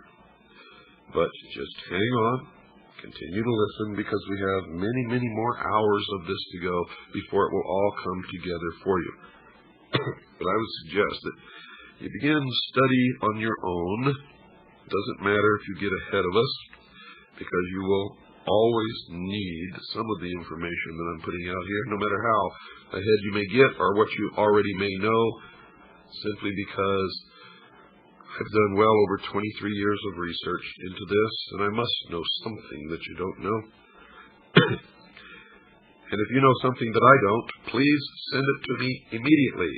And if we can substantiate it, we will incorporate it into this series. Now, let me continue. Typhus lured Osiris into the ark of destruction at the time when the sun enters the house of the scorpion. Hence we know him to be the eternal betrayer, that ageless Judas, who undoes all good things and inevitably presages ruin. Now this may sound to you that we're talking about Satan or the devil. But you see, in the mystery schools, they consider their god, Lucifer, to be the true, good God, and they consider the God of Christianity to be the evil God. Now, if you listened on the night of the 10th, the 11th of February, Thursday, you already understand this concept. Because the mystery religion of Babylon believes that man was held prisoned in the bonds of ignorance in the Garden of Eden by an unjust, vindictive God. Lucifer, through his agent Satan, and many believe them to be the same entity, and that's okay. Lucifer, through his agent Satan, released man from the bonds of ignorance with the gift of intellect. And through the use of that intellect, man himself will become God. And that's the heart and soul of the dogma of the mystery religion of Babylon. Now, since I am taking the content of all of these episodes directly from their own teachings and their own writings, so that you'll know that this is exactly what they believe, sometimes it may sound to you like these are the good guys. But remember, they are the ultimate perfection of deception.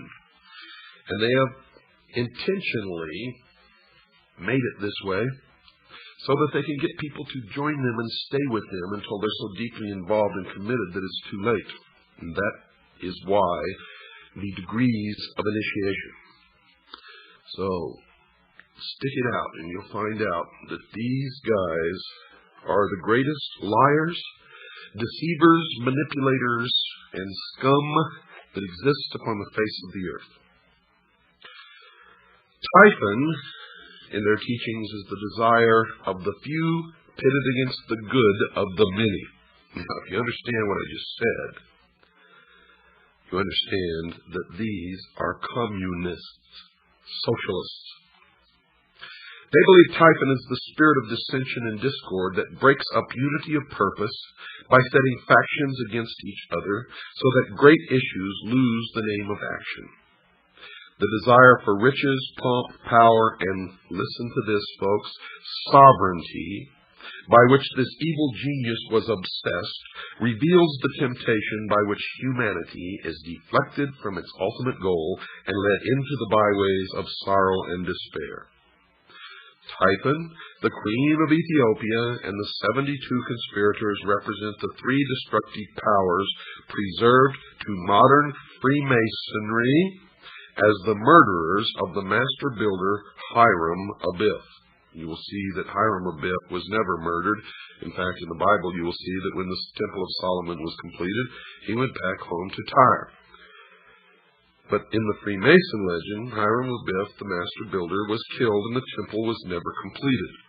So everybody is blaming all of this upon the Jews. It is not the Jews, folks, because all of this is a front. It's symbology for what they really, really mean. Hiram Abiff was really, folks, Jacques de Molay of the Knights Templar. And all of this will make much more sense to you several shows down the road, because we have lots and lots of information to go through before you put it all together. Now, these three destructive powers preserved to the modern mystery school known as Freemasonry as the murderers of the master builder Hiram Abiff, who was really Jacques de Molay, are ignorance, superstition, and fear, what they call the destroyers of all good things. When you get even deeper into their teachings, you find out that ignorance, superstition, and fear stand for the state, the church, and the mob. And those are the things that they have sworn to destroy and substitute themselves as the ruler of the world in a benevolent despotism, a totalitarian socialist state. Because from the very beginning, these people have been pure, true communists, socialists. They are the heart and soul and core of international socialism. They believe the advent of greed and perversion marks the end of the Golden Age, the Osirian Age, which the Osirian cycle is just a symbology of this. And the Golden Age, of course, golden, oro, always has stood for the sun. Osiris is representative of the sun. And outwardly, these people worship the sun, but the sun is just another symbol for their god Lucifer, the light, the intellect. And when the good prince Osiris, the deeper truth, returned to his own land, he became the victim of a hideous plot. So what is this mysterious chest, so beautiful in its outer appearance, but so fatal in its application? Well, folks, Plato, who was wise in the wisdom of the Egyptians and who was an initiate of the mystery school, would have answered that it was the body that lures the soul into the sorrows of generation. Now, if this interpretation is projected into the social sphere, the chest becomes symbolic of material organization. Witness the application of this thought to Christianity, where the pomp and glory of the outer show of a vast ecclesiastical mechanism has all but destroyed the simplicity and dignity of the primitive revelation of the mysteries. That is their exact words. See, I didn't make that up. Those aren't my words. Those are the words of the mystery school. And it is an indication, if you didn't think so yet, that Christianity is their enemy. They intend to destroy Christianity and all Christians. The blood will flow when the new world order takes power in the world. And if you sit back and say, well, I'm not worried because I'm going to be raptured, I feel sorry for you, because you are going to suffer tremendously. Because in my research, I have found that most of the theologians in the Protestant religion of all denominations who are responsible for this doctrine of the rapture are Freemasons. And they are in control of the World Council of Churches. They are responsible for the bringing together of the different religions in the World Council of Churches to attempt to merge them all into one and then change the doctrine to the New World religion. If you don't believe that, you get off your little butts and go out there and start looking instead of just listening and accepting. For it is true. And their doctrine, folks, is Zionism.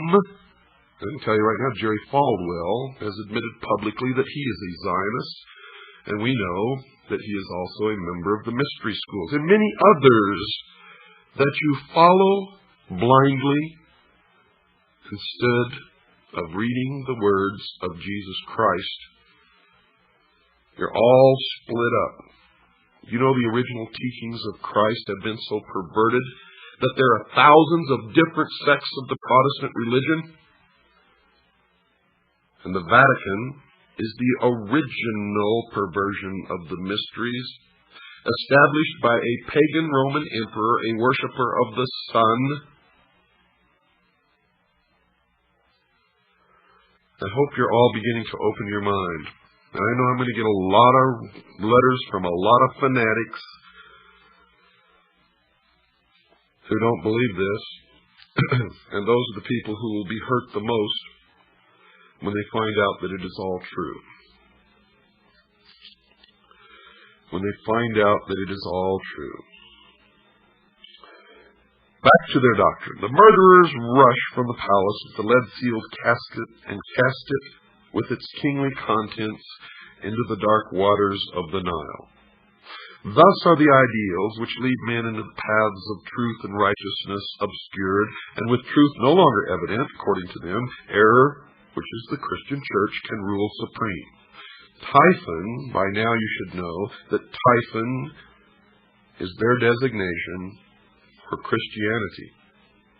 Typhon ascended the throne as regent of the world, swinishly gloating over a dejected humanity he had led into dark and devious byways. By the Nile may we not understand the river of generation, in the current of which souls imprisoned in mortal nature move helplessly upon the never-ceasing current. Now they believe that truth is dead. And according to their belief, with truth dead, or at least exiled to the invisible world, material facts were superseded by opinions. Opinions bred hatreds, and men finally fought and died over notions both senseless and soulless. And that is another deception and another lie. For in my research I have found that in every instance of the most terrible things and wars that have ever happened on the face of the earth, these men are the ones who have brought it about. Have brought it about. Greed became the dominating impulse, they say, gain the all-absorbing end, and ruthlessness the all-sufficient means. In the dark ages of uncertainty, when reality hid its face and no man dared to know, the leering Typhon ruled his ill-gotten world, binding men to himself by breeding 1,000 uncertainties to sap courage and weaken conviction. Men ask, why seek to know? Knowledge does not exist. Life is a cruel jest, purposeless and of short duration. Because the human mind demanded intellectual expression, Typhon sowed the seeds of intellectual confusion, so that numerous orders of learning appeared which were convincingly plausible but untrue. These various orders of thought survived by catering to the weaknesses and limitations of the flesh. Today, our great industrial civilization is feeling the heavy hand of an outraged destiny. The evil genius of our ambitions has again undone us, and our follies crumble about us. Typhon rules the world, for the earth today is the arena of the ambitious. Remember? Typhon is their symbol for Christianity. Don't go away, folks. I've got to take a short break. I'll be right back after this short pause. I want you to have a pencil and paper with you. I'm going to give you some information. I shall return. Well, that didn't take long, did it? Tonight's show, folks, is brought to you by the Pilot Connection. The Pilot Connection. Write down this address. 6333 Pacific Avenue, Suite 334, Stockton, California, 95207. That's 6333 Pacific Avenue, Suite 334, Stockton, California, 95207. Or you can call them at area code 209-957-5493. That's 209-957-5493. Who is the Pilot Connection, and what do they do? Well, the Pilot Connection is an organization, a First Amendment educational society that specializes in teaching people the true law about income tax. Did you know that income tax is voluntary? Well, it is, folks. But you just can't go and stop paying income tax and say, I volunteer not to pay, because you've entered into certain adhesion contracts which make you liable for income tax. But the Pilot Connection can tell you how to untax yourself legally and lawfully so that you never have to file another return, pay another nickel of income tax, or maintain the records that those designated as taxpayers because of their adhesion contracts have to do. No, if you go through the Pilot Connection, you will become legally designated a non-taxpayer. I am a member. I have done this, so have tens of thousands of other people. And I can tell you that it is true, that it works, and that you will have no problem with the IRS, unless, of course, Congress changes the laws down the road, and then we will have to see what those changes are if they do that. And if they change the law and then it becomes binding that we have to do it again, then we will have to do it. Okay. Now, if you would like information on how to join the Citizens Agency for Joint Intelligence, which is our private intelligence organization, the largest and the most successful in the world, and if you've been listening to this program, you know that that is true. Now, if you'd just like to join, send us $45. Just send $45, tell us you want to become a CAGI member, and we'll put you on the rolls and send you all your information, your press credentials, and everything else that you get along with your membership. And believe me, it's well worth your while. Your money comes back to you 1,000-fold, as our members, our current members, will be happy to tell you. That is, if you use the benefits. Or if you would like a packet of information, or if you would like to purchase my book, Behold a Pale Horse, which is 500 pages of the most suppressed information ever published in the history of the world. Call Stan. Talk to him. He's my right-hand man. His number is 602-567-6109. That's 602-567-6109. Or just write to Stan and ask him for a packet of information. Write to Stan, S-T-A-N. Post Office Box 889, Camp Verde, Arizona, 86322. That's Post Office Box 889, Camp, spelled C-A-M-P, Verde, which is Spanish for green, spelled V as in Victor, E-R-D-E, Arizona, 86322. Well, let's get back to where we left off, folks. What then of Isis, the mother of the mysteries? She who was so defiled and desecrated by the profane that her sages and prophets were forced to flee into the wilderness to escape the machinations of the evil one. Is she not the woman clothed with the son of Revelation who flees with her man-child into the wilderness to escape the evil purposes of the great dragon? Well, folks, that's what the mystery school believes, but I can tell you that's not true. You see, the mystery school was the original college run by Nimrod in the city of Babylon. And the college was a college of priests who practiced the religion of the sun. The college, the adepts, the initiates, the priests were scattered all over the world when Seth, the son of Noah, came with an army and defeated Nimrod. And this is where the legend really comes from, because Seth chopped Nimrod up into little pieces and scattered him all over the land. In the legend of the Osirian cycle, Cyrus was chopped into 14 pieces. Isis came to put him back together again and bring him to life. She could find all the pieces save one, the phallus, or the generative force. It is now known as the lost word of Freemasonry. And the phallus is represented by the obelisk, the monolith. It is the penis of Osiris, the generative force. It represents the lost word of Freemasonry. It represents the Luciferian philosophy. It represents the light, the sun, Lucifer, the intellect. In Dealey Plaza, you will find an obelisk. In Washington, D.C., you will find an obelisk known as the Washington Monument. In the courtyard of the Vatican, you will find an obelisk. Should I continue? The family in England, whose estates are called Scion House, has an obelisk on their lawns. Should I go on? I will. I will go on and on and on and on until you either wake up or I am dead, one or the other.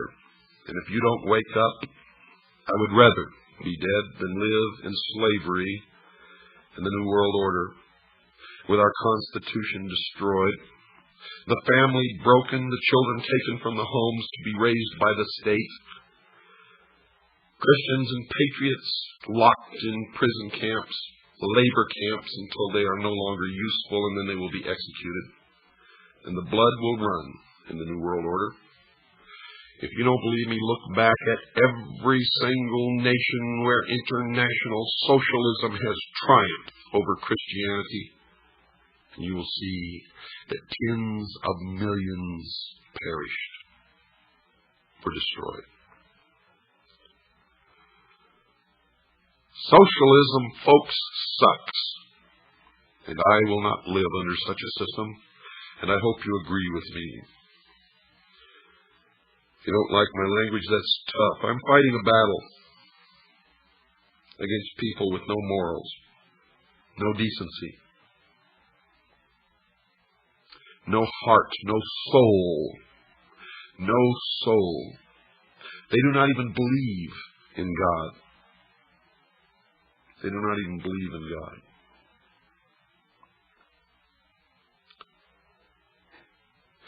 The glory of Egypt, according to these people, ceased with the death of Osiris.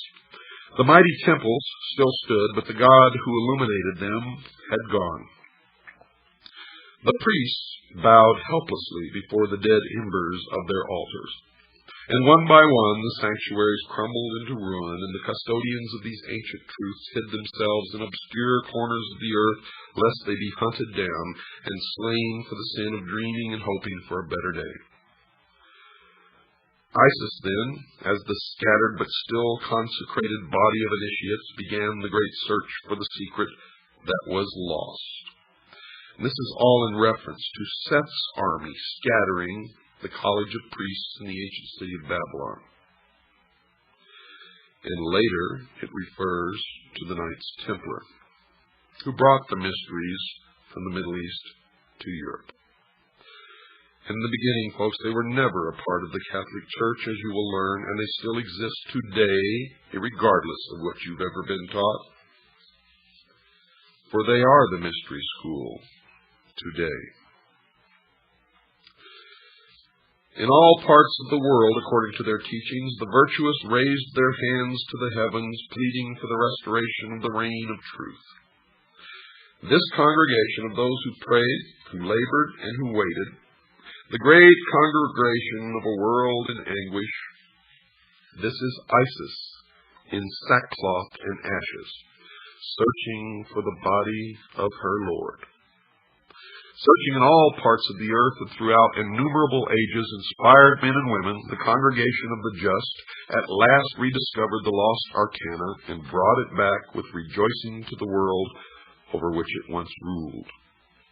Isis by magic. For the initiated priests were all magicians, and they are magicians today, resurrected the dead god, and through union with him brought forth an order of priests under the collective title of Horus the Hawk, the all-seeing bird, whose eye is on the reverse of the Great Seal of the United States of America. These were the Hurge Shesta, or the companions of Horus, and the chief of these, called by Louis Spence the chief of the mysteries par excellence, appears to have worn the dog-headed mask of Anubis. Anubis was the son of Osiris by Nephthys, the material world, therefore represents the divine man, or the mortal being, who rose to enlightenment. And those who rose to enlightenment were considered illumined. Collectively, they are known as the Illuminati. And all of you who have fallen for the scam that the Illuminati does not exist, they do.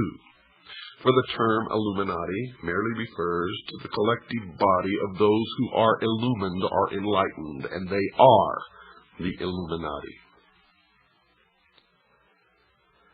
Ambition, however, personified by Typhon, knowing that temporal power must die if divine power in the form of truth be reestablished, put forth all its power again to scatter the doctrine, this time so thoroughly that it should never be rediscovered. If Typhon, as Plutarch has suggested in one of his manifestations, represents the sea, then it appears that this second destruction of Osiris may refer to the Atlantean deluge. There's Atlanta again. Atlantis. Atlanta. The same. Go to Atlanta, Georgia, folks. Drive around in that city. You will see pyramids everywhere. You will see 666 everywhere. You will see the symbols, the all-seeing eye.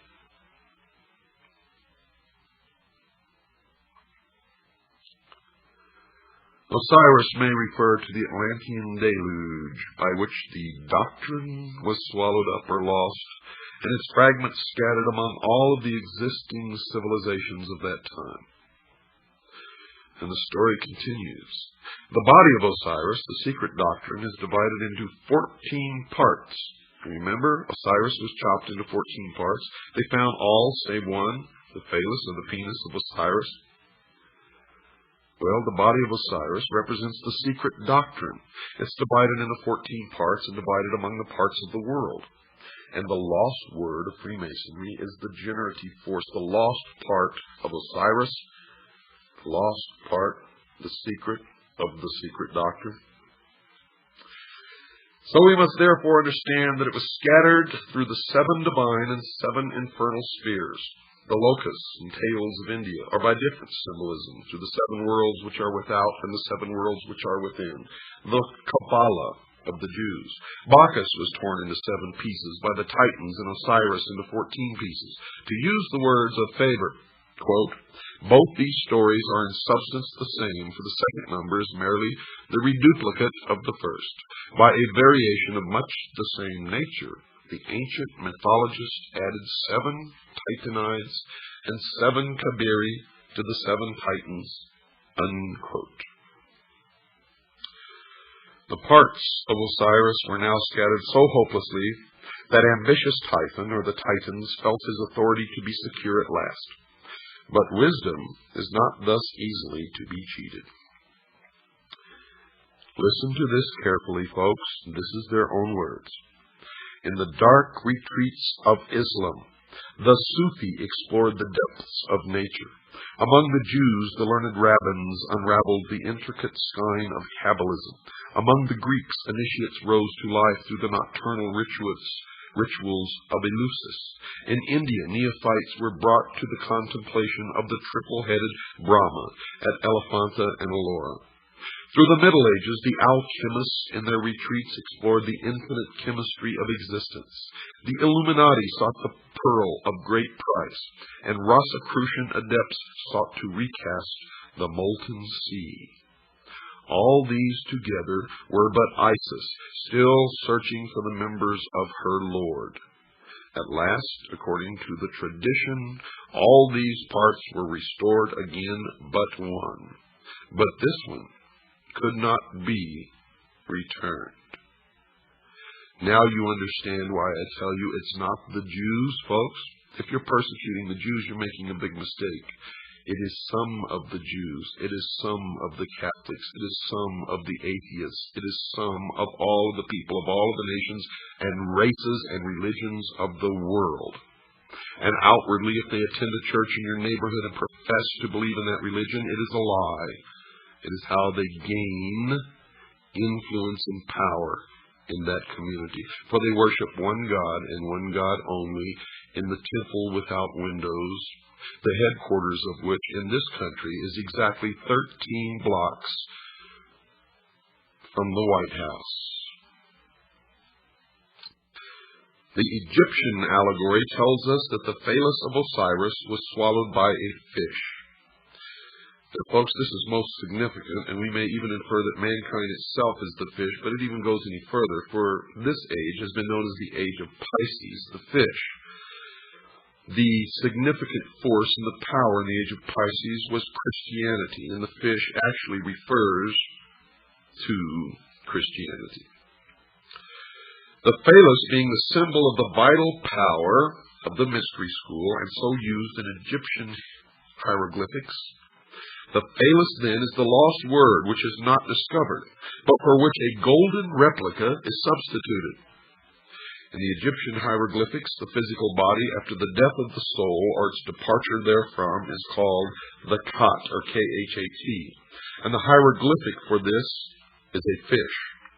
Thus, the physical body of man is definitely tied up in symbolism with the creature which conceived son, Horus, a term concealing the collective body of the perfected adepts who were born again out of the womb, swallowed the triple phallus of Osiris, the threefold generative power. This golden phallus is the three-letter word of Freemasonry, concealed under the letters A-U-M. And all of those of you in the New Age movement, or all of those of you who fell for all these gurus who came over here and taught you to sit and meditate, and while you were meditating, hum this Aum, A-U-M. The golden phallus is the three-lettered word of Freemasonry concealed under the letters A-U-M. How do you feel, sheeple? And why do you do these things? Because somebody tells you to. Isis, by thus modeling and reproducing the missing member of Osiris, gives the body of the god the appearance of completeness, but the life power, folks, is not there. Isis, the priesthood, with their initiatory process, had accomplished all that could be accomplished by natural philosophy. Therefore, recourse is again had to magic. The golden phallus is rendered alive by the secret processes rescued from the lost book of Thoth. Thus, the divine power of Osiris is restored through the regeneration of man himself and the processes of initiation.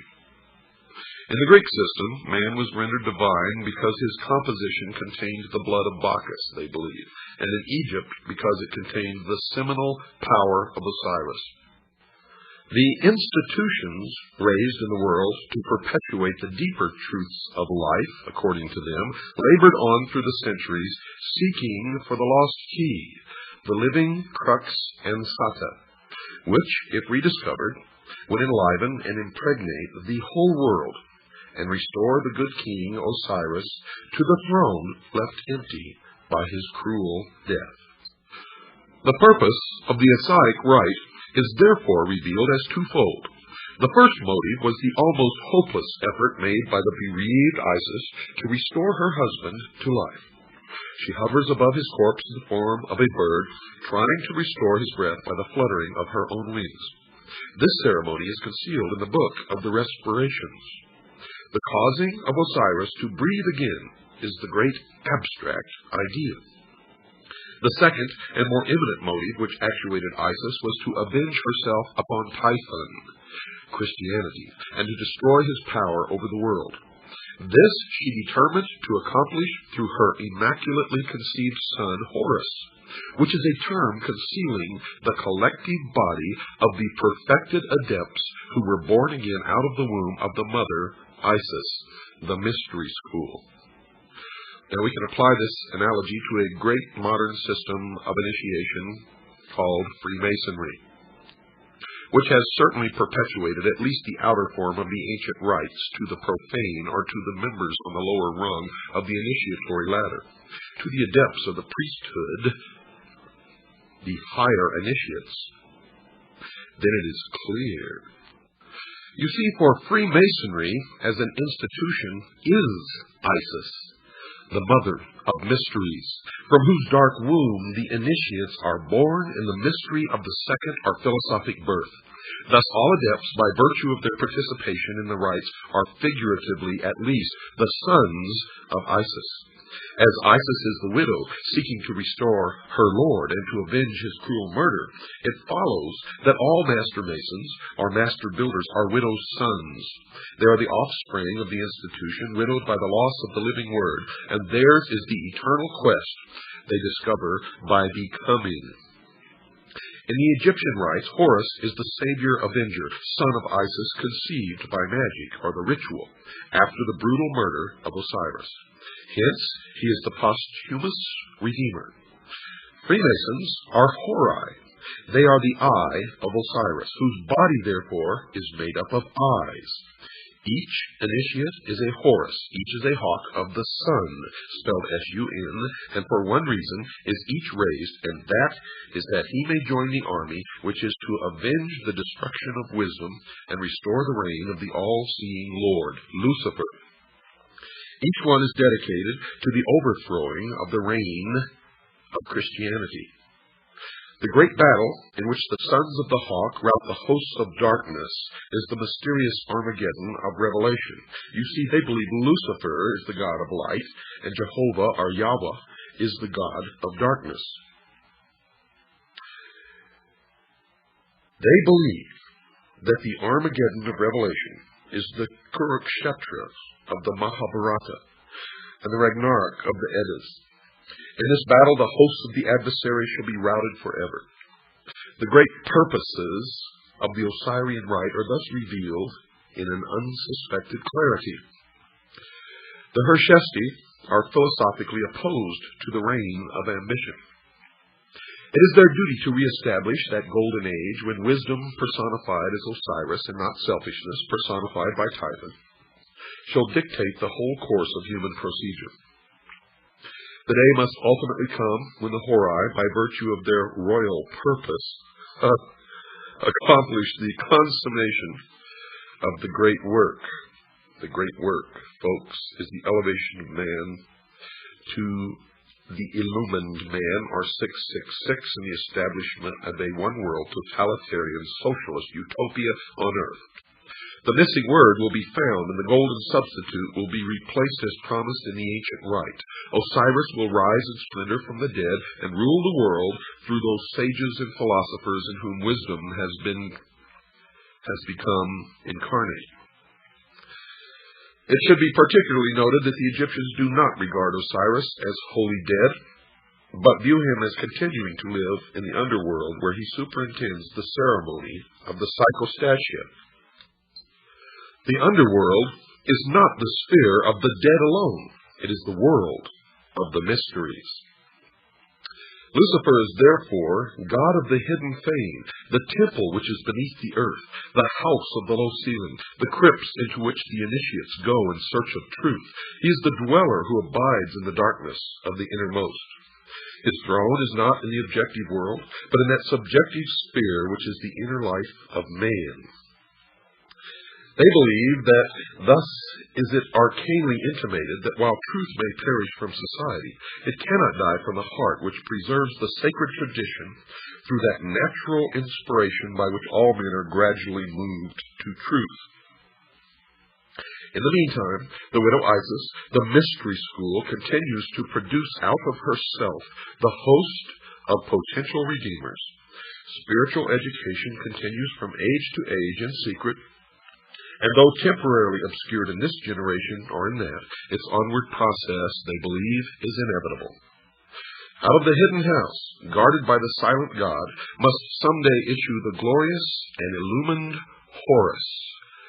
666 is the number of that man, the very incarnation of his own father, Osiris or Lucifer, the personification of the Lord of Abydos, the avenger of all, and the just God in whom there is no death. Folks, tonight's episode of the Hour of the Time has been brought to you by the Pilot Connection. Give them a call. They can help you. Their number is area code 209-957-5493. That's 209-957-5493. Or you can write to them at 6333 Pacific Avenue, Suite 334, Stockton, California, 95207. That's 6333 Pacific Avenue, Suite 334, Stockton, California, 95207. Good night, and God bless you all.